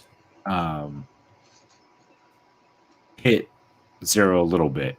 Then 2 other shorter ogre-esque creatures, perhaps half ogres, if you would, came up and threw javelins. 1 hit Zero, 1 missed Hrothgar. The javelin streaming out through the hole, and as Hrothgar like steps back, the javelin arcs up and flies past the crenellation. How close are the 3 ogre-like creatures? They're all, if you get to the doorway, they're all within about 20 feet. Probably shorter because they're 8 feet tall, so it's like 15 feet to their heads. Well, I meant within of each other. Are they within a 20-foot? How many within a 20-foot cube? Oh, so the main ogre is like in the middle of the room. I mean, if you situate it, you could probably hit all 3, plus the dog. Well, the dog, I think on the other side is Zero. I'm not quite flanking, but like. Well, I'm trying to get a 20-foot cube. All right. I'd say if you wanted to get the ogres and half ogres, the ogre and half ogres, you could probably get those in a 20-foot cube. All right. Can I get What? DC 15 dexterity saving throw? Okay. The only one that passes is the ogre. The 2 half ogres fail. So it says each. Hold on. Well, cast. Yeah, each object within that 20-foot cube is glowing violet, and the creatures that fail are also glowing in violet. Basically, yeah, Sal threw something glitter bomb at them. Yeah, like Sal chucks down this thing on the ground, which explodes, and this like weird glue that like glows like lands on him. The large ogre somehow is able to like shift out of the way, and the goo like falls off to the side of him. But the other 2 are just like clawing at themselves, trying to get this goo off. But they are glowing bright as that goes off. Now, Hrothgar. All right, so sorry. Roth. Sorry. Oh yeah, no problem. One more thing. Oh, Carbone still. I forgot. Carbone is gonna climb down. So Okay. it's a ladder. Yeah, so that would be about half speed, I would say, like for to actually climb down a ladder. Okay. Then how many feet is the ladder? About 20 feet. It's from like roof to floor is about a 20-foot ceiling. Carbone moves 40. So Carbone makes it down. Perfect. So he'd be right about the area. He could either attack the ogre or the 2-headed dog. Okay. Actually, sorry. What I'm going to do is I'm going to swing in with the grappling bracer. Okay. And I'll swing down 30 feet right next to Zero and pull out my hammer. Okay. But I can't attack, so that's my action. And Carbone is going to attack. Okay. Who's he going after? He's going to go after the hound creature, Okay. the dog. I don't think so. 9. They're low, but not that low. Yeah. The 9 will miss. Okay, and that's it for now. Cool. All right. Rothgar. Okay, so first, Rothgar will give a mental command to his familiar to help Zero with whatever he does next, and my owl will flitter over to him, try to assist him. Just take the help action for whatever he does. Then Rothgar will charge and engage the ogre with the biggest, the biggest club.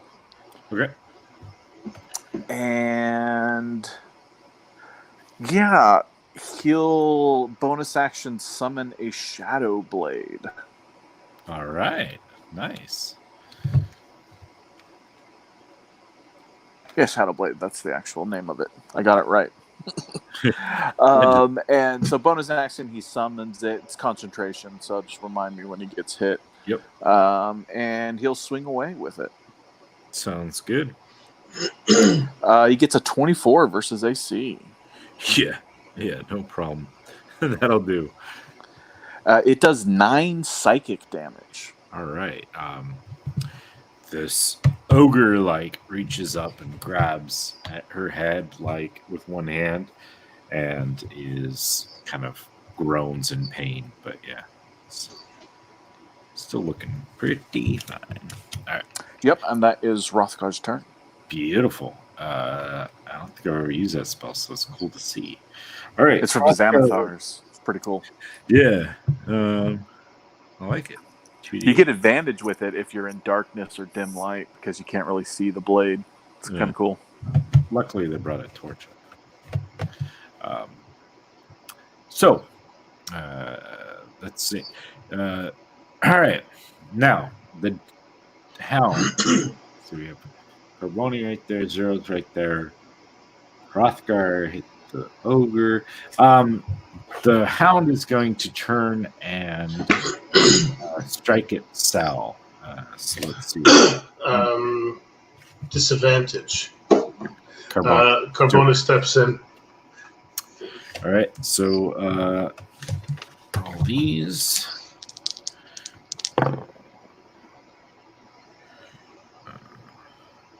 That would be a 15 is my low one. No.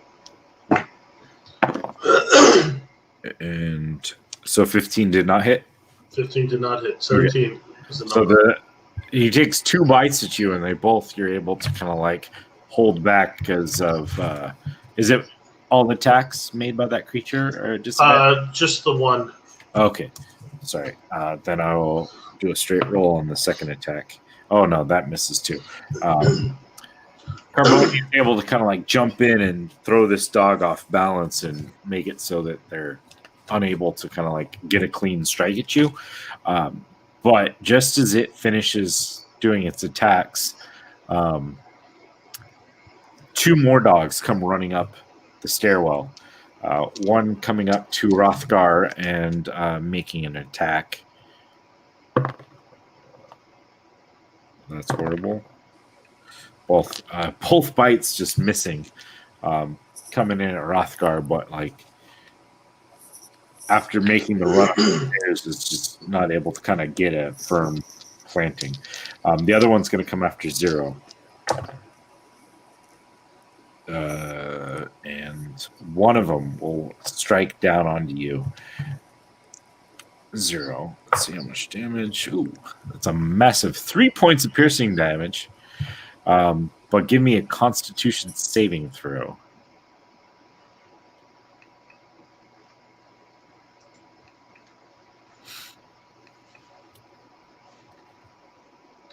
$17. Yeah, so you're good. It bites down. You can kind of feel this surge of nausea come through you for a second, but you're able to shake it off and dismiss any effect that creature would have done to you. All right, that is the end of theirs, and you are now up 0. All right, hopefully I can remember my Colossus Slayer this time. I'm gonna try and finish this hound off since it still seems to be standing. I'll go with my first attack. My familiar can give you advantage on that. That's right. Okay. For all of Can us, right? Or, Is it just one? I think it just will trigger for one attack. I'm gonna save it because I know this is higher than 13, and I know 13 hit last time. So. yeah, honestly, none of their armors are super great. 13 will hit, or whatever over 13 will hit. Yeah, I get 5 slashing. All right, it is still standing. Snarls at you. All It right, is I'll now extra. bleeding profusely. I'm gonna try and finish it off with an extra attack. Is that Oh yeah. 5 with your Colossus Slayer? Oh, I get another D8. Thank you. I didn't remember 5 more. Okay, it is barely on its feet. Okay, so then now I'm gonna extra attack. Oh, it already rolled, which was way higher than the last one. That's And that's 10 plus 1, 11 slashing or piercing damage. yeah. So if you care to describe, you will finish that one off. One of its 2 heads is severed from its body, and as I go to slash for the second head, it already is enough to extinguish its life from it, and it slumps over. And then before I strike it, I'll just start running over to the big ogre. How far is that? It was already already up. Oh, it already was right there, right? It already- I have a bonus action attack and as a dual wielder. For 11. Oh no, I'm gonna use my guidance now, my help action now. Oh yeah. Oh, that's even worse. Yeah, 11. Okay. 11 to hit. Yeah. Will just hit. All right. This is they're not heavily armored. All right. Is she? Oh yeah. Another brazier. Is she hurt yet? No. The only one that had taken. Oh no, yes. Okay. She had gotten hurt because got psychic damage from Rothgar. Then she will take 12 slashing damage from an offhand attack. Okay, 12 slashing damage. Cool. All right. Flit, you're up. Flit is out the door, and she bends over, peeks in upside down, and what does she see? All right, so you see Zero, Rothgar, and Sal all on the ground inside the room. There are 2 dogs. One went after Hrothgar, one went after Sal. There's an ogre standing over Zero. They're engaged. There are 2 half ogres that are like at the top of the stairs, glowing this like greenish glow, like Ooh, pretty neon color that Sal has imbued them with. And they're not currently directly engaged yet. Do they look hurt at all? The only one that looks hurt so far is the ogre that Zero's on. Okay, she immediately starts smiling and starts going, fire, fire, fire, fire, and reaches in and throws these 2 fire daggers at the ogre. Okay. So I need to make an attack roll. I'm casting Firebolt, by the way. That's cool. Yeah, that's awesome. 18? Yeah, 18 will hit. Okay, and it does 2d10 points of damage. Okay. For a total of 6. Oh, buddy. All right. Yeah, a little sear mark like appears on the ogre's back. Doesn't even like look up. All right. So where are we at? The ogre goes now. And I want to move into the room. Yeah. Basically, I want to do kind of this weird upside down somersault thing and stay on the roof upside down Perfect. and run to the door behind the ogre. Under the door. So the room, there's the hatch up top when you come in, and then there's a stairwell that leads down. But you're like in a bedroom, and this is the bedroom that has these different items on pedestals. Yeah, but I'm stuck to the ceiling. Yeah. So you're running where? I'm running behind the ogre, but still on the ceiling. Okay, you said door. And so I was like, there's not really a door. Oh, well, I mean, where the ogre and all of them came from. Yeah, so the ogre, they came upstairs. Stairwell. Oh, okay. It's like a spiral stairwell that just opens into this room. Gotcha. So I'm going to basically maneuver myself behind the ogre. Okay. Still on the roof, though. Still on the roof, yes. Okay, perfect. I just wanted to get a mental picture. Sorry. All right. The ogre will take the club in two hands, raise it up, looking angrily down at Zero, who has done the most damage, I think. Yeah, done the most damage to him, and is going to swing. Natural 20.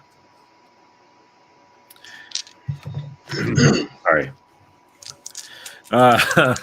All right, so we got ogre. Oh, something. Oh, it's the half ogres to get more damage. All right, cool. So it doesn't mean anything more. It's weird that the half ogres do more damage than the ogre. So that's 9. 16, it's 29 points of damage.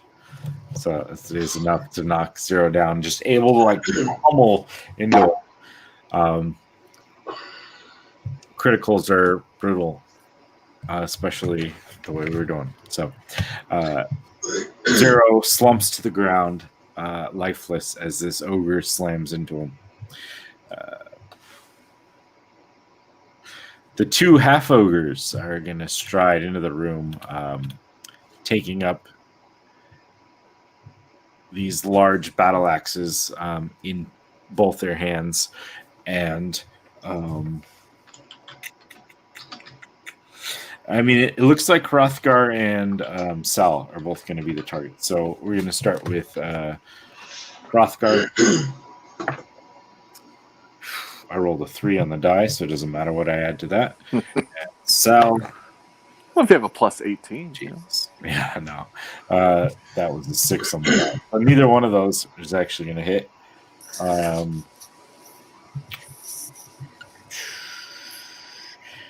So both the half ogres, they go swinging in with these battle axes, but you're able to, like Hrothgar, you push it aside with a shield, and Sal, you're just kind of able to dodge back a little bit. Yo, guys aren't worth your weight. Now it's up to you two. It's Hrothgar Sal turn. All right. First thing I'm going to do.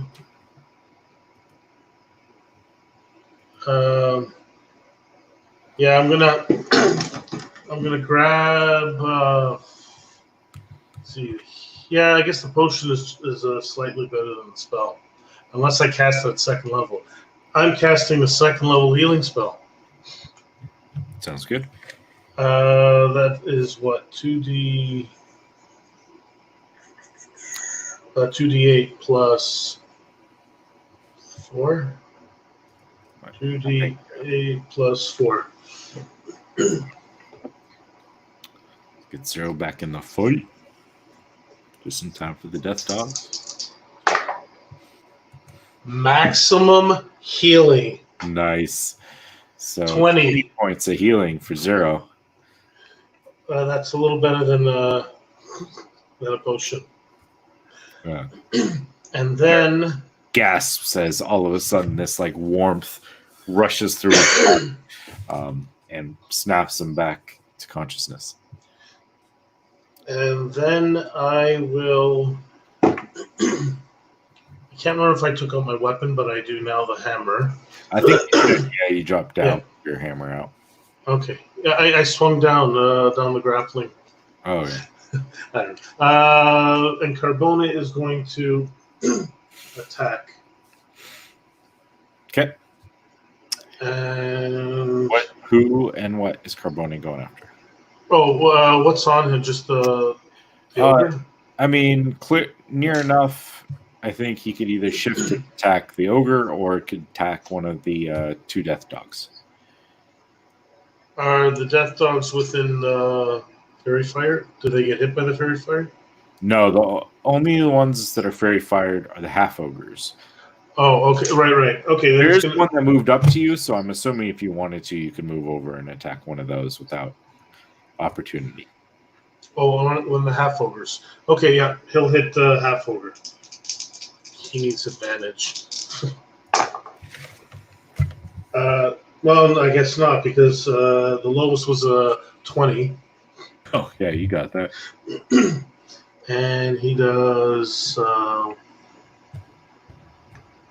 D8 plus 2 force damage. 3 points of force damage. He just nipped at it. He was like, "I'm gonna attack this one. No, I'll attack that one." All right. And that's it. He gets into if he can move a little bit between. Well, I guess he's in melee range 0 anyway. So Yeah. all right. Kind of got a big scrum in the middle because I think everyone pretty much fell in the general zone. We are going to go ahead and give Rothgar his opportunity to figure something out. The big ogre's still up. Yeah, everything's still up. Okay. Rothar's just gonna. One dog. There's one dead dog. Gotcha. Rothgar would just tell his familiar to continue helping Zero. Okay. And then he will just attack with the Shadow Blade. All the right. big ogre. Sounds good. Let's get a good roll again, shall we? 15 versus AC. That'll do. That will do. Excellent. A large creature. There's not a lot of. Yeah, they're usually pretty good. This one's 7 psychic damage this time. Ooh. Okay. It's starting to, you're chipping away at it. It's still not like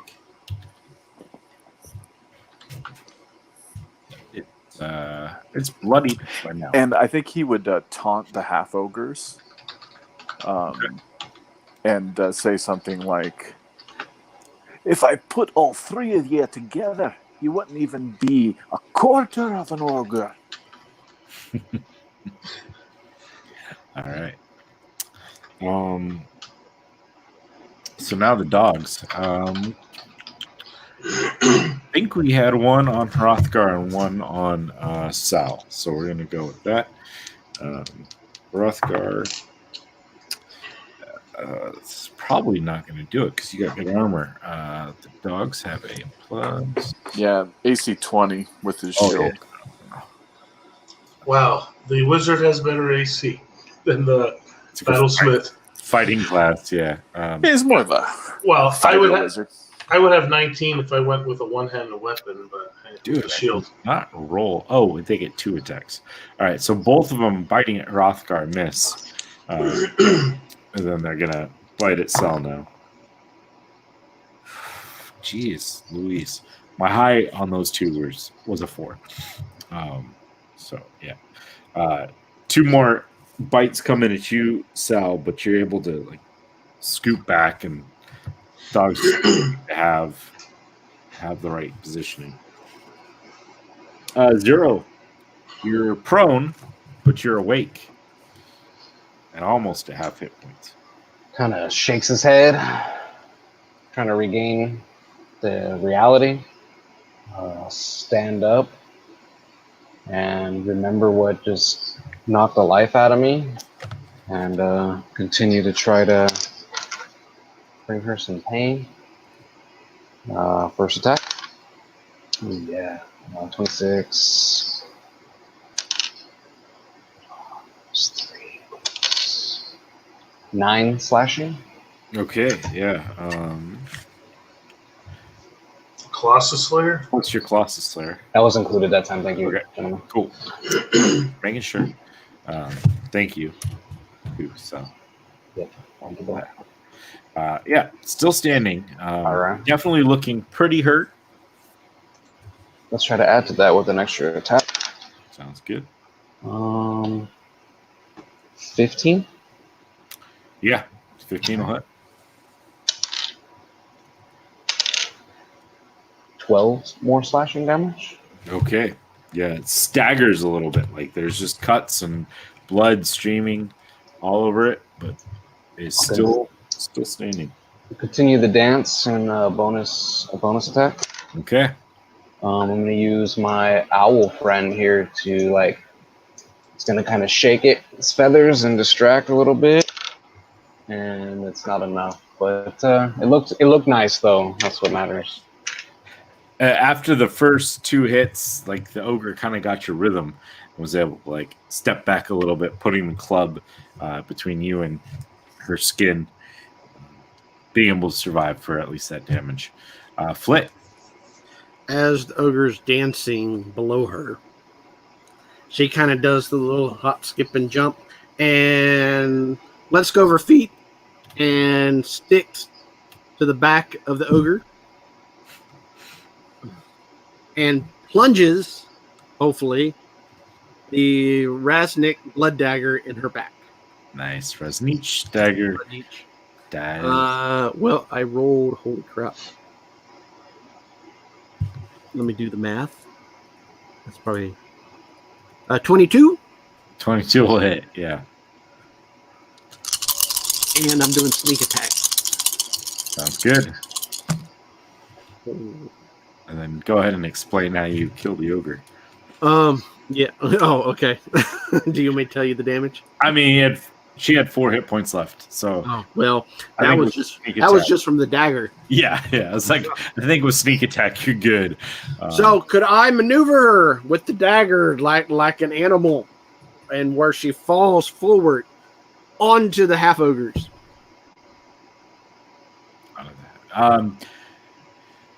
Yeah, it wouldn't quite fall on the half ogres, but it like falls to the point where you're like right there. You're able to kind of like dismount, and you could be in range if you wanted to. You drag this dagger into this half ogre, or into the ogre, and as you pull it out, there's like this tendril of red like energy that seems to be like coming from the ogre and seeps into the dagger, and you feel like this warmth kind of like flow through you. Ooh. Okay. As she is in the middle of the 2 half ogres, she wishes to disengage Okay. and run back up the wall as far as she can go. Okay. Sounds good. As she smiles at both of them and goes, "Hi!" And then she runs. All right. So you dropped. Okay. So you dropped onto the ogre from. Give me like an acrobatics check just to see if you're able to do it without taking any fall damage. Yep. Because you're still falling over 10 feet. 16 plus Okay. Yeah, I'd say like 20. you're able to gracefully enough like land onto the back, hit them, and go up. You're probably like partway up the wall, but it's between the fall and running across the floor and going up. You're probably only like 15 feet up on the side of the wall. That's fine. But they're engaged with other people right now, so okay. you're good. So the ogre's out. So we've got the half ogres are up. We've got. Let's see. Sal is going to be the first target, anyways, because he was able to heal this guy. Jeez. You're fired. Hold on. Switching dice. It's ridiculous. All right. I don't think a 12 hits anybody. That's really retarded. Hrothgar, Commence me. Or sorry, Rothgar or Sal, whoever you guys want to go. Oh yeah. So Sal goes first. I rolled 2 horrible rolls. Okay. Now I am going to hit things with my hammer. Okay. And there's the ogre is still standing. No, the ogre's down. There's the 2 glowing half ogres and the 2 death dogs still there. Okay, then I will hit half ogre. Okay. Does 12 hit? Yeah. Oh, yeah, 12. Yeah. Okay, so that's 2 hits. And you did have advantage on the half ogres because there's. Oh. Okay, then I'll roll again for the second one. At 15 hits. Yeah. Okay, so that's 2 hits. Then I do D12 damage. No, 2d6 damage.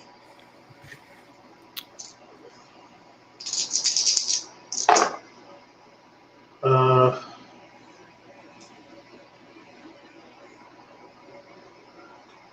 12 on the first and 12 on the second. Jeez. I rolled a 6 and a 1 on the twice. All right. I think it was this one.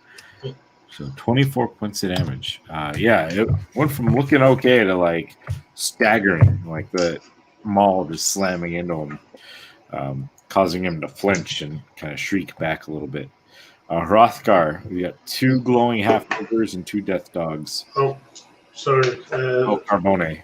Yeah, he's going to attack as well. We got Listen.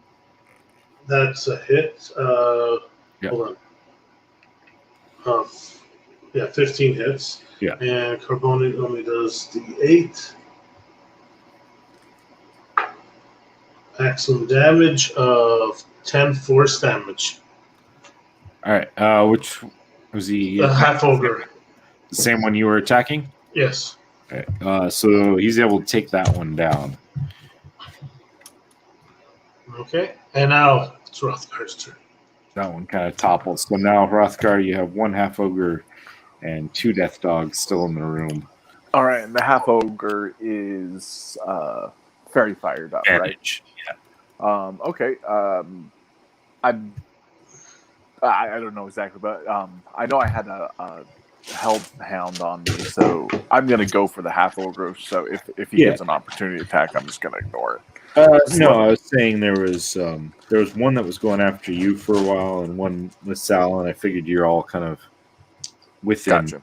So I have enough maneuverability. So yeah, I'm just gonna charge the half ogre with my shadow blade. Okay. And with advantage, 24 versus AC. Yeah, that'll do. The shadow blade's been hot tonight. 9 psychic damage. 9 psychic damage. All right. It kind of shrieks in pain as you dig into it. It is not all bloodied, but feeling less than optimal. And I'll have my familiar continue to help 0. Cool. All right. Hrothgar went. Sal went. We're down to the dogs. I know that there was one on, I think, both Sal and Hrothgar, so we're going to keep with those. So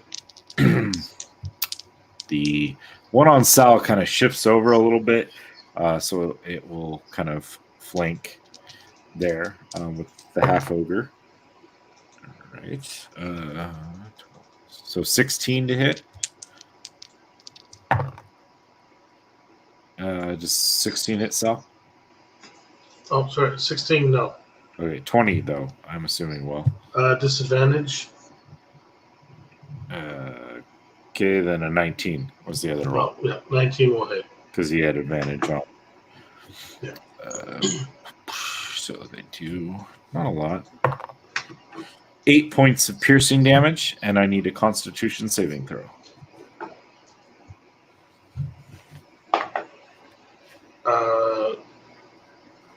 Constitution. Mm-hmm. 17. Yeah. Okay.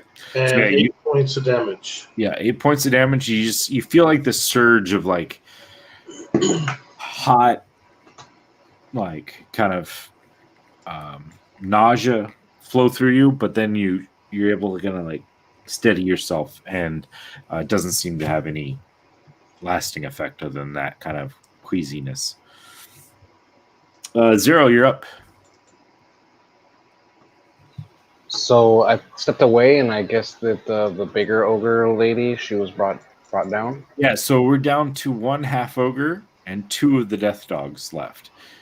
Flit was able to drop down.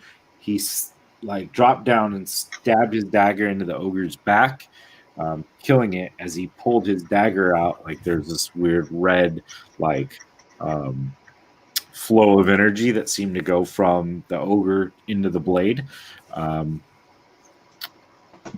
But then Flit ran up the wall. The other half ogre was who? No, that was Sal, right? You killed one? Yeah, me and Carbone, we killed one. Yeah, that's right. Carboni ended up biting down the other half ogre, taking them out.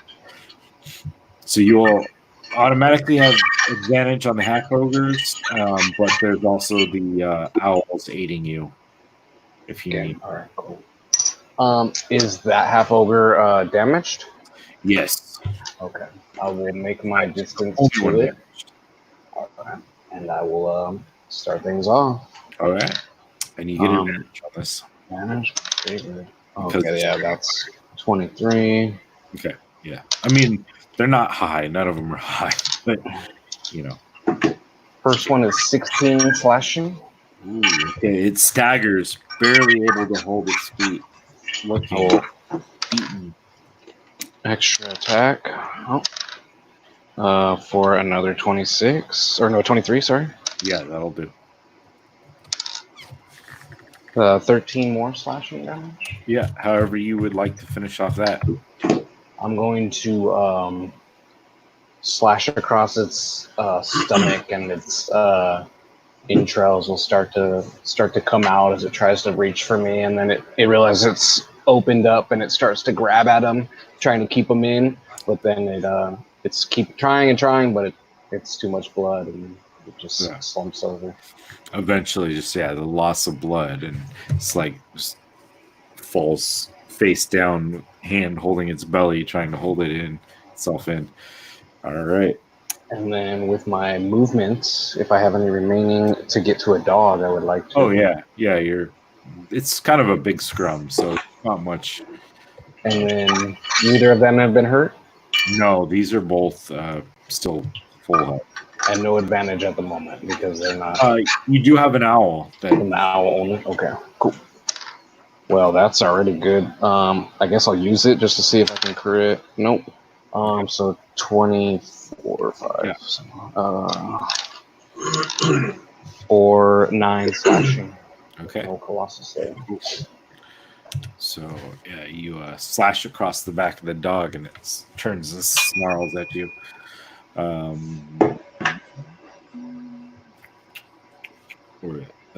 Flit goes next.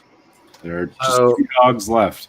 Oh, just 2 dogs left? Yeah, Zero just dealt some damage to one of them. Okay, I run up to it, run down the wall and run up to it. Okay. And go, bad puppy, and stab it with the dagger. Okay. That works. 22. Yeah, that'll hit.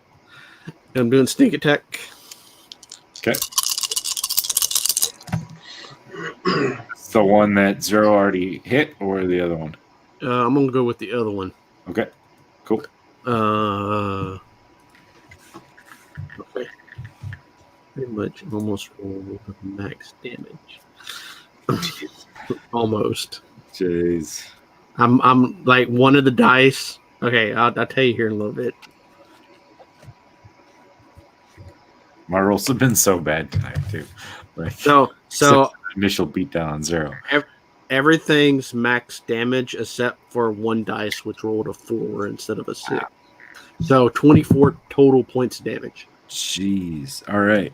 Yeah, it went from like really healthy to like whimpering in pain. And for my bonus action, does anything? Okay. And it's still alive, right? Yeah, it's still up. Okay. And for my bonus action, I disengage and run back up the wall. All right. Yeah, I mean, you're not as high up on the wall this time, but you're away. Yeah. There's only dogs left, and it's now Sal's turn. All right. I walk over to one of the dogs, and I. How many? There's 2 dogs. Yeah, there's 2 dogs. I'm gonna hit the one that's not injured. Okay. They're both injured, but the one least is the one Zero attacked. All right. That's an unmodified 17. Yeah, So you good. that better hit. Yeah. Um, I'm just looking for 12. I mean, yeah. Okay. no higher. Oh my goodness. All right. First one. First one hits for maximum damage, Jeez. which is 12, 13, 14, 15, 17 points of damage. Wow. Okay. Yeah, that one's looking pretty hurt now. And then it takes another 12 points of damage from the second maul strike. It's staggering, like barely on its feet. And then Carbone comes in and does nothing. Okay. 7 was to hit. All right. Yeah. No. It has not advantage on the dogs. Sorry, there was advantage on that? Or no? No, I'm sorry, you didn't clarify it. I forgot. No. Okay, and that's it. All right, Hrothgar. One of the dogs looks barely on its feet. The other one is more than bloodied. And we're ogre free at this point, right? Ogre free. We're just down to 2 dogs. Yeah. All right. I'm going to go to try to finish off the most wounded dog. Okay, sounds good. Oh, no. 9 versus AC. Whew. Not going to cut it. Yes. First miss of the night for Hrothgar. Yeah. That will miss. All right. The dogs are going to go. Man, they just... they got what? They got... Okay, one's going to go after 0. Because it can.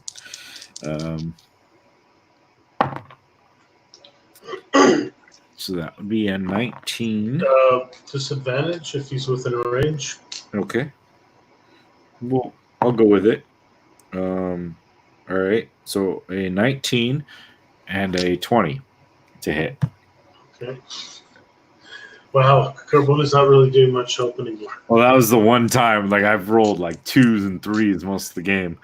So, so we've got a total of 10 points of damage to 0, and it's 2 Constitution saving throws. While we're working on that, the other dog is going to bite at Sal, I think, because he was the other one doing kind of damage. He's going to try. Yeah. One will definitely miss. The other one would be a 21 to hit. Okay, he hit. Okay. And that's 4 points and a Constitution saving throw. Constitution saving throw is 16. Okay. And how many points you said? 4 points of damage. So 0 on top of taking the 10 points of damage, you are now poisoned. And then I need to remember that 0 is poisoned. Because this is a... So you feel this, like, nausea come over you. This, like, searing pain go through your body.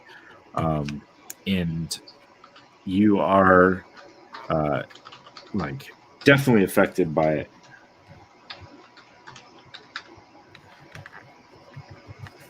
That is the end of their turn, though. It is your turn, 0.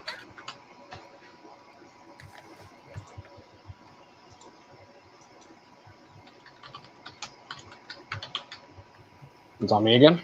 Yeah. Back to the- Okay. Could you... So there's just one dog left now? Or is there still both standing? Yeah, just... No, there's two. One is hanging on by a thread. The other one still looks pretty injured, but definitely one looks better than the other. I'm just going to try to be cool and stand on my feet and fight this out. And hopefully...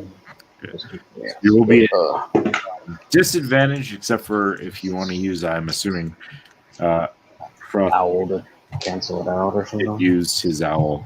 I don't think he stated it, but it's been the tactic, so we're going to stick with that for now. Okay. Ooh, Standing nat orders. 20. I'm going to use it because I just got a nat 20. Okay, perfect. So how are you doing it? Max damage plus the roll of a die plus your modifier. So That's 19 plus a roll of the die. Okay. So 30 slashing damage.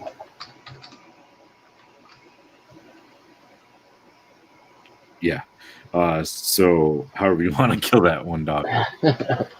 He's just gonna cut its head, bisect it, but not off of its body, just like through the face, and then close the distance between me and the other dog, and go with my extra attack. Sounds good. At disadvantage, natural 1. All right. Yeah. I mean, that the poison that's seeping through your veins is just, causing you pain and anguish, and you swing, but like as you're coming down, you have this like searing feeling of this pain like rushing through your body as it gets into you. I'm not really doing anything crazy for natural ones, just yeah, you're definitely off foot. Each step seemed to hurt and catch up to him, but he's still going to try an offhand swing. As he hears his heart pounding in his ears, 11 at disadvantage. We'll miss. Yeah. All right, I'll try.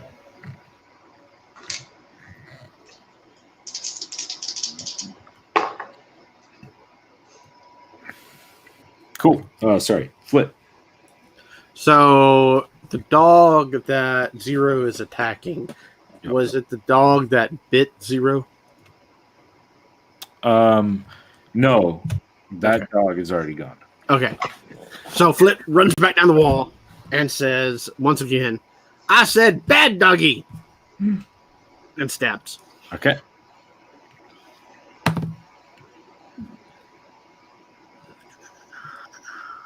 $15. Yeah, 15 will hit. And sneak attack. Not as good as last time. It's okay. Doesn't need to be. Use it 1 hit point. So Okay. however you want to do it, man. She just keeps on stabbing him over and over and over and over and over again, and not realizing he's actually dead. And eventually, the dog just kind of slumps to the ground as she keeps on stabbing him.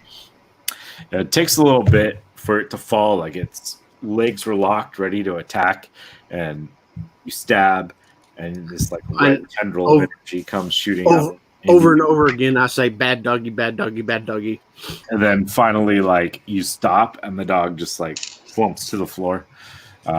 Blood kind of covering you, covering the area around you.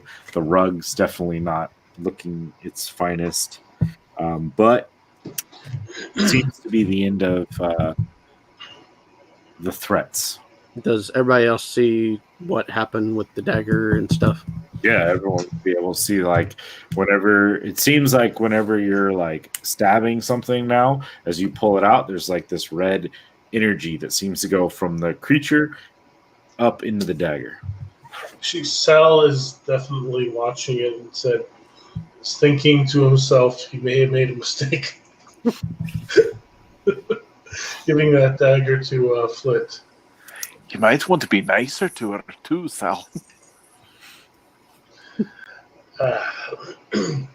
And Sal walks over to Zero and said, "What would you do without me? What was saving Die. grace?" Definitely die. Well, I don't know about saving. Pretty sure I helped you too. Well, I took a couple hits trying to keep you alive. I did a better Yeah. job of keeping you alive than you did. I did a better job killing you, right? Right? Well, yeah, you attack. You just like swing your blades all around. No, you gotta hit nice, precise. You gotta know where to hit to do maximum damage. I did my job, I think. And he pops the quart on a healing potion. And then I don't know what stats we're using for those. I'm gonna take one. Yeah, I haven't modified anything there. The standard ones are a D8 plus 2. No, 2d4 plus 2D4 2. plus 2. 2d4. Yeah. That's better than a D8 because average. Yeah, it's better than a healing spell. Well, actually, I no. debated modifying that, but I don't know. I haven't It's- talked to you guys, so. Sorry, actually, my healing spells are a lot better than that, even at the first level. Yeah. Well, your Extra mod. fire is better. All right. Cool. So there are, dead Yep. bodies around you. Flit is going to check out the cases. Okay. So there are, there's like a chest at the end of the foot of the bed, but there's like 5 pillars that are there, and on the 5 pillars there seems to be 4 items standing like on top of the pillars. She remembers the last time they entered the place, which was like 5 minutes ago. And she immediately sits down. I don't know if she sits down or not. Wait, give me a second. Yeah, she immediately starts casting detect magic. Okay. She begins this elaborate and starts dancing, Cool. making weird noises. Yeah. So the 4 pillars, the 4 items on the pillars start glowing to your eyes. The chest at the foot of the bed seems to have like a faint glow as well. She immediately pops off magic and points to everything. Magic, magic, magic, magic, magic. Can I tell if the pillars, like the magic, is it coming from the actual From the thing on item it, or is there top. kind of a... Yeah, the pillars seem to be fine. The items on them seem to be fine. And I misspoke. The 5th pillar in there actually has something on there. There's like a little jar. It's an opaque jar. That does not seem to be giving off a magical aura. But there are 2 bottles, like potion-looking bottles on there. One of them is like... it's a decent bottle, but it almost like swirls with this red and orange and yellow kind of liquid inside. It's got like these rope braids like intertwined in this like square hex pattern around it, and like a cork on top stuck in, holding that in. The other one seems to be like this. What was the description? Here. I think it was. It's like a transparent liquid, and floating in the middle of it's kind of like this silver. Looks like a nail, like a large nail though, like probably like an 1.5 inch wide, like nail, like floating like a fingernail looking thing. She thinks to herself, but says out loud, "Potions are weird." Yep. The other items on there's one that clearly looks, it's a ball about cantaloupe size that has like a little attached bottom of it, and there's different like angled what looks like cracks, but they're all like very smooth and like either hard lines or smooth lines that like cut into this ball, and then various different like kind of rune type shapes around the base of it. Then there is another item on them on one of the pillars. These like goggles kind of almost look like beak-esque, almost like owl-looking goggles sitting on top of one of the other pillars. And then, yes, there's a jar, 2 potions, the goggles, and then the ball. And then one of the chests is also has a faint glow. So where is the magic? Is the magic on the like I said, so the magic is on the potions, the goggles. Which one didn't have the magic? Jar? Oh, the jar did not have a magical glow coming from it. Okay. So the 4 pillars, they all come from the items on top of them. So 2 potions, the goggles, the orb, then the treasure, like the chest, at the foot of the bed, the chest. That was like a glow on that one too. Am I able to identify the goggles and the potions at least? Are you taking time to cast Identify, or are you just going to go off like an Arcana roll to see? Yeah, just a quick Arcana roll for now. All right. As far as like the goggles, you wouldn't know exactly what they do, but like let's roll on one for each of the potions to see if you recognize like the look of the potion. 18 on the first potion, but I do have. Do I? No, I don't. Okay, so yeah, 18 for the first one. And honestly, give me a third roll for the goggles, because that would probably be in your wheelhouse without actually using spells. 9 for the second one, Okay. and for the goggles, 22. Okay.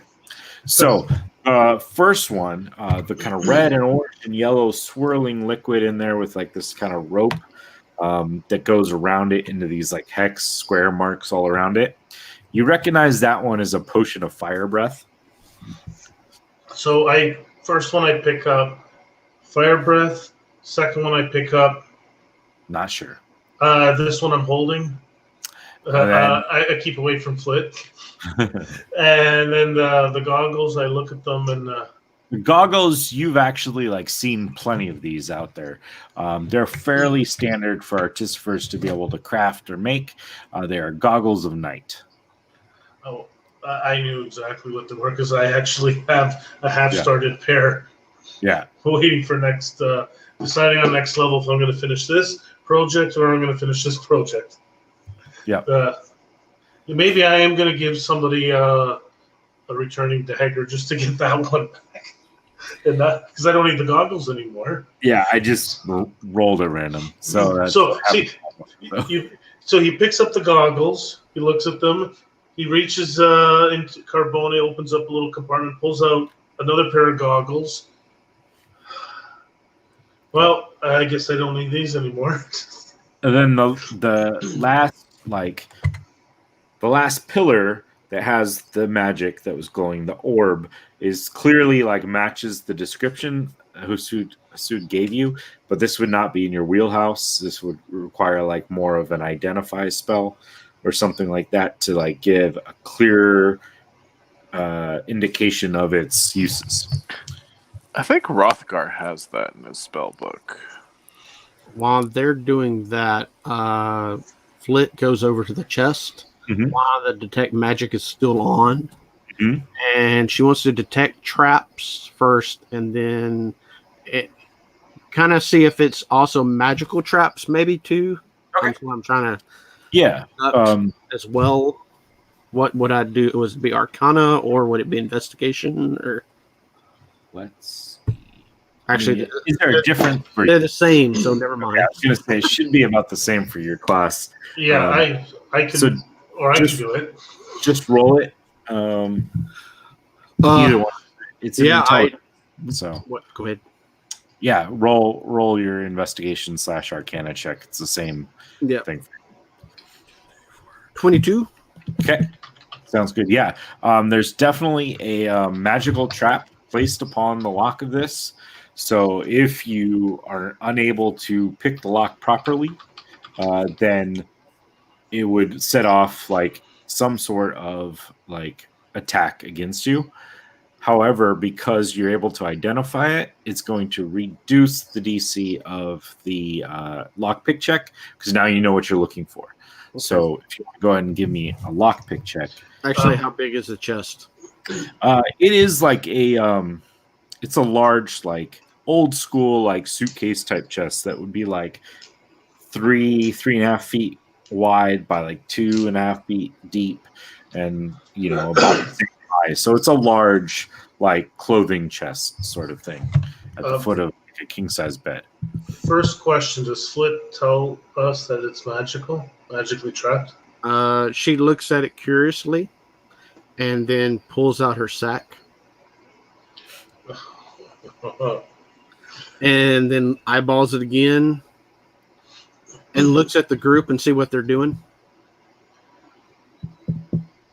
Well, yeah. Probably around this point, he's looking at the two goggles, and he's putting them away. Hey, Sal. Yeah. What did you find? Something cool. Okay. If I don't pick it right, it could go kaboom, maybe. But I was thinking that I could put it in the sack, and we could do it later. I would like to ask if I can do an intelligence-based lockpick to diffuse the magic.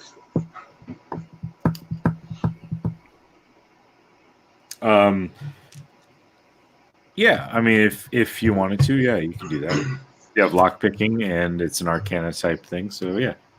All right, so I get the +7 to that, just like Sure. skill. So, can I assist to give him a advantage? Yeah, that's fine because that's also in your wheelhouse. So, darn you guys doubling up.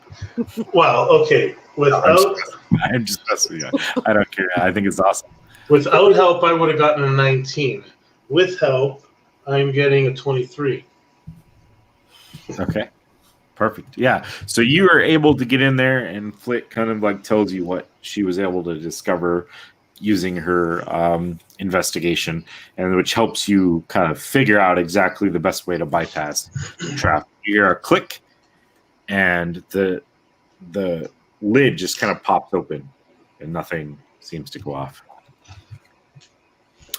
Within are some very nice looking clothes. They're for a slender figure, male figure, as far as you can tell. But also in there, there's a couple of there's like a Don't tell me. Huh? I said, tell me there's a dashiki. I was going to say, Zero, do you want some clothes?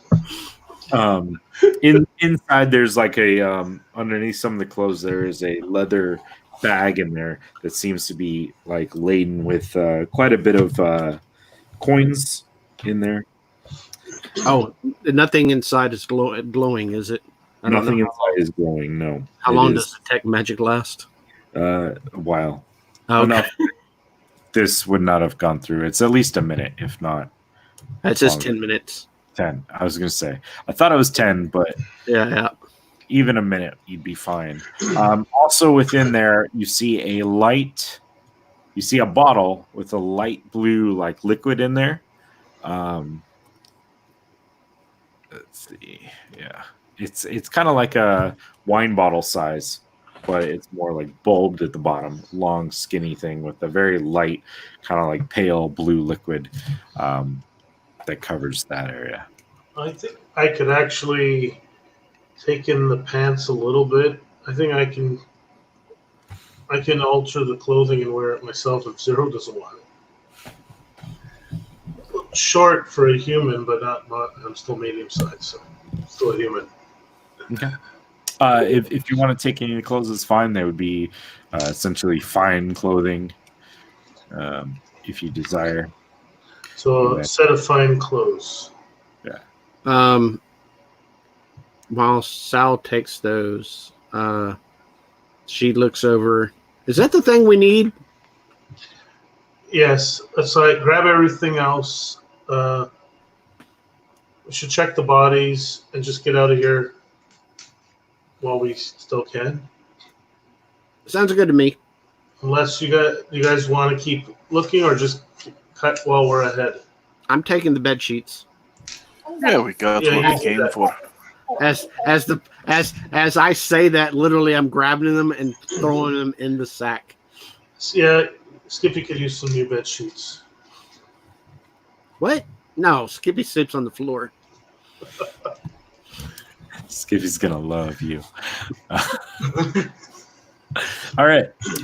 So you kind of go through. You gather up these items in the room. I take the pillows too. Okay. You take the sheets and the comforter and the pillows, like the I whole. take it all. All right. I wouldn't put it past Flit to attach the pillows to Carbone, so Skippy has somewhere to go to ride along. Okay. Then there's the stairs that lead down further into this tower, or there's back up and out the way you guys came in. What do you guys say? Back up the same way or out through the front? No one knows we're here. Well, we may have taken out we made a lot of noise. Yeah, but the owner don't know who we are. How do you know that the ogre wasn't the owner? Oh, I don't know. Is she the owner? I mean, it depends on. Anyone give me an intelligence check, or everyone give me an intelligence check. I'm sure Sal at least will nail this one. But let's see if you're smart enough to. Ooh, look at that. 23. Intelligence check. 14. All right. I think easily at least Zero and Sal both kind of look at the clothes that was pulled out of there at the foot of this really nice bed, and look at the size of the bed and look at the size of the ogre, and realize that it was definitely a smaller creature ran this place.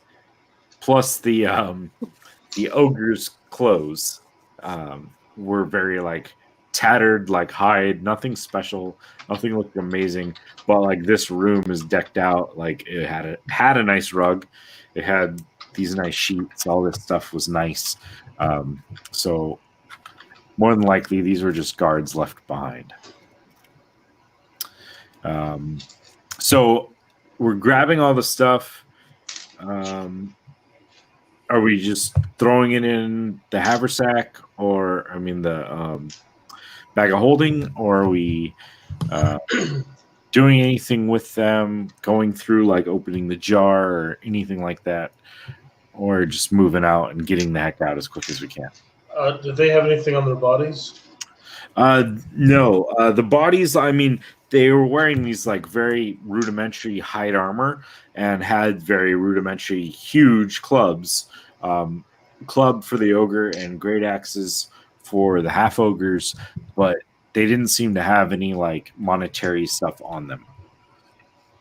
So, decide quick. Zero, Rothgar. I know Flit's vote, but Zero and Rothgar. Do you want to continue or leave? We've got what we came for. I'm fine getting out of here. I could use a nap. Zero don't look so good. Yeah. All right. I walk over to Zero, slap him. It's a him, but looks like a her. Him at this point, because that was during the day. He was just guys. Yeah. I slap Zero on the back. Maximum healing, 12 points. Jeez, you and your rolls. Wow. Start having to use like a roll cam or something. No, roll 20. How are you doing for health? A lot better now? Yeah, he should be. I'm at half. Oh, wait, you gave me 12? Oh, over Yeah, half. 12. 31. Yeah. Yeah, he's not bad. He still doesn't feel good. I was to say, Right. puking. Oh, yeah, you're still poisoned. Yeah. All right, try not to get hurt. I say let's go. Okay. You guys are able to. Also take the chest too, if I can stick it in the bag. So we open the chest up to take the stuff out, and Flit still takes the chest. Okay, fair enough. Yeah. However, you guys, I am assuming going back up and out the top, climbing down. I just tie the rope to the pillar thingy Okay. instead of Carboni this time. Okay.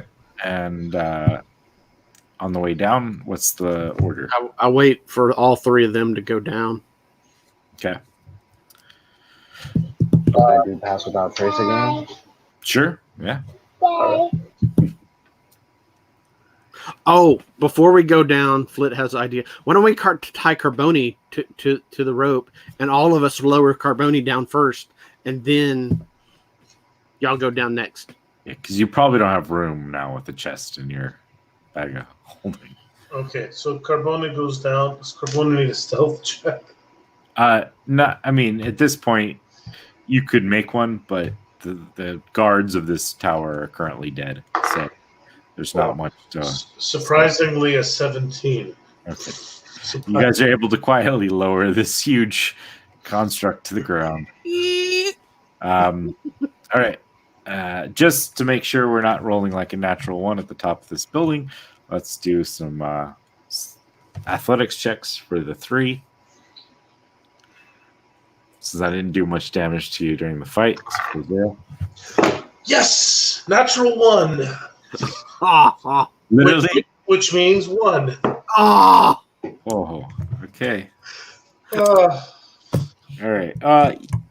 You're gonna make it part of the way down before all of a sudden, like, you lose. That's okay. Actually, I would like. Oh no, I unlearned it. I am prepared. Featherfall. Oh. Oh well. Oh, Okay. wait. I think I have it prepared. Hold on. Yeah, I do. I could use a reaction and cast Featherfall Awesome. on everyone.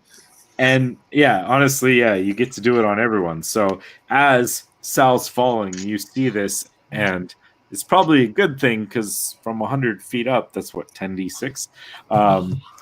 As he starts to fall, you're able to cast Featherfall, and then you realize, oh, I can just let go, and you're able to drift down. You, Zero, Sal are able to drift down. I think Flit stayed behind so she can get her rope back. Yep. And then she scrambles down the side of the. Yeah, you see a little bit of a pissed off look on Sal's face. He doesn't look too happy. Not because you cast it. He's probably more pissed off himself. Because he unlearned it. You climbed up it really well. Yeah. You did great. I had it when we were on ships. I figured, okay, we're not on a ship, so I unlearned it. Unprepared it. I mean, you guys also have griffin feathers up the bottom. I know. Right. You Yeah. could have been popping those to fly up there too, but I like it. You got through without using the resources and got through. So yeah, you guys get to the bottom. You're able to do whatever you want now. Get back to the horses, make your way out. Anything you guys in particular wanted to do? Disguise self before I leave. Okay. I Zero think we should disguises. make haste before, yeah. Yeah, it's still dark. It's about midnight. You guys get on the horses. Are you guys going through the town? Are you skirting the town? Okay. Let's go around. That town was boring. Yeah. Trying to sneak away. in the dead of the night. Try to Oh, get we're some sneaking distance. away. Okay. Well, yeah, Pass Without Trace should still be active for a little while, so try Yeah. to get the heck out of here. I was just thinking the town was boring. I didn't want to see it again. So you're able to get the horses, able to kind of skirt around with Pass Without a Trace. All of you guys kind of clumping up and riding out of there. Are we riding like hard and fast, or are we just kind of taking a standard pace? Or How long did it take us to get here? it took you about 3.5 hours to ride there So during if the day. if we do hard and fast, how long would it take us to get back? I mean, like a full gallop, probably like 2.5 hours. Without like killing your horses, like riding hard enough that you can kind of get out and move on.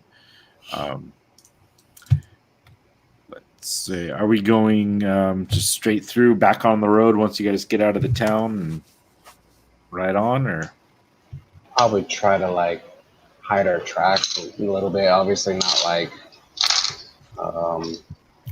hiding our tracks, but try to like kind of go off the beaten path at first, kind of slow till we get further away, and then get on the road and then ride harder. okay, yeah, I mean, there's a good ways you guys can go to get out of the town before you hit. There's going to be a river, and it's a fairly decent, substantial river with like a bridge that crosses it on the road path. So unless you guys wanted to attempt to ford a river or find a way through the river, the bridge is, but it's out of the town.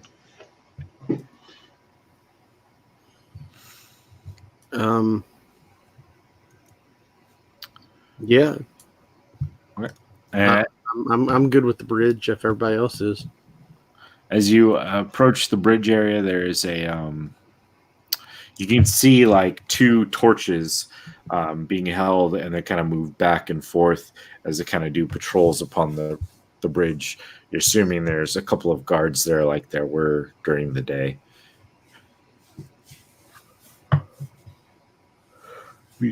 Just riding straight through, hard pace, slow down.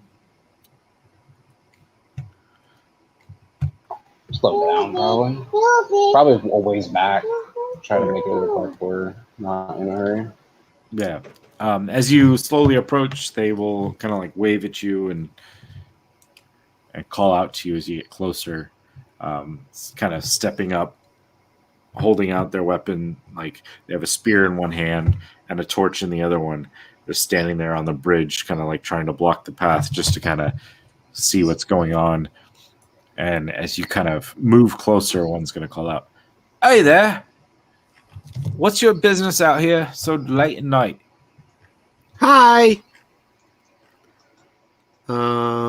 She rides up rather quickly.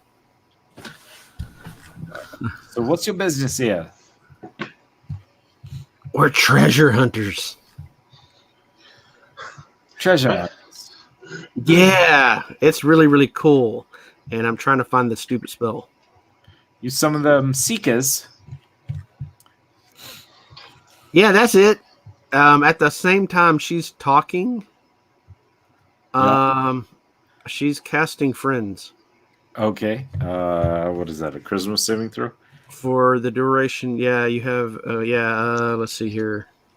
It gives you advantage on like Oh, that's right. It's just persuasion straight checks. Yeah. Oh, does it? Okay. Okay.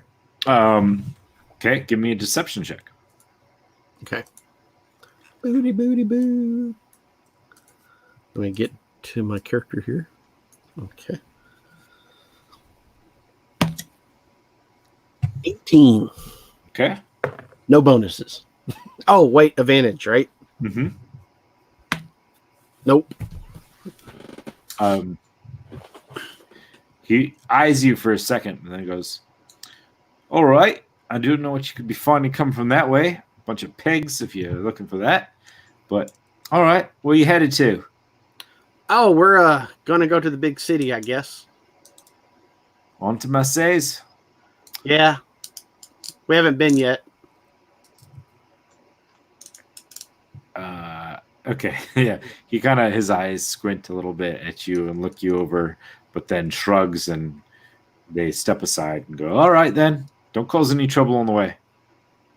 Okay. And they let you right on. So yeah, it takes you probably another hour or so of hard riding to get there. At this point, you come upon the gates, and it's fairly early morning at this point, like 4-ish probably at this point, since you took your time in the middle of the night to make sure nothing was going on before you scaled the tower. So you arrive. There's a few guards out front. The main gates are shut. It seems like they're just like starting to open up, like one of the side gates. Like there's the large like double gates, and then there's like some of the smaller gates that they use when it's less busy to kind of restrict traffic and make it so if they had to, they could like slam it shut, or only 1 or 2 people could ever get through. These they're just starting to open up, and a troop of like a half dozen guards are like out there. One of them's like lighting a fire nearby to the opening so they can stay warm in the cool morning air. Steam coming off their breath. But if you guys approach, they just one will wave at you and ask, "So, what's the business here in Marseille?"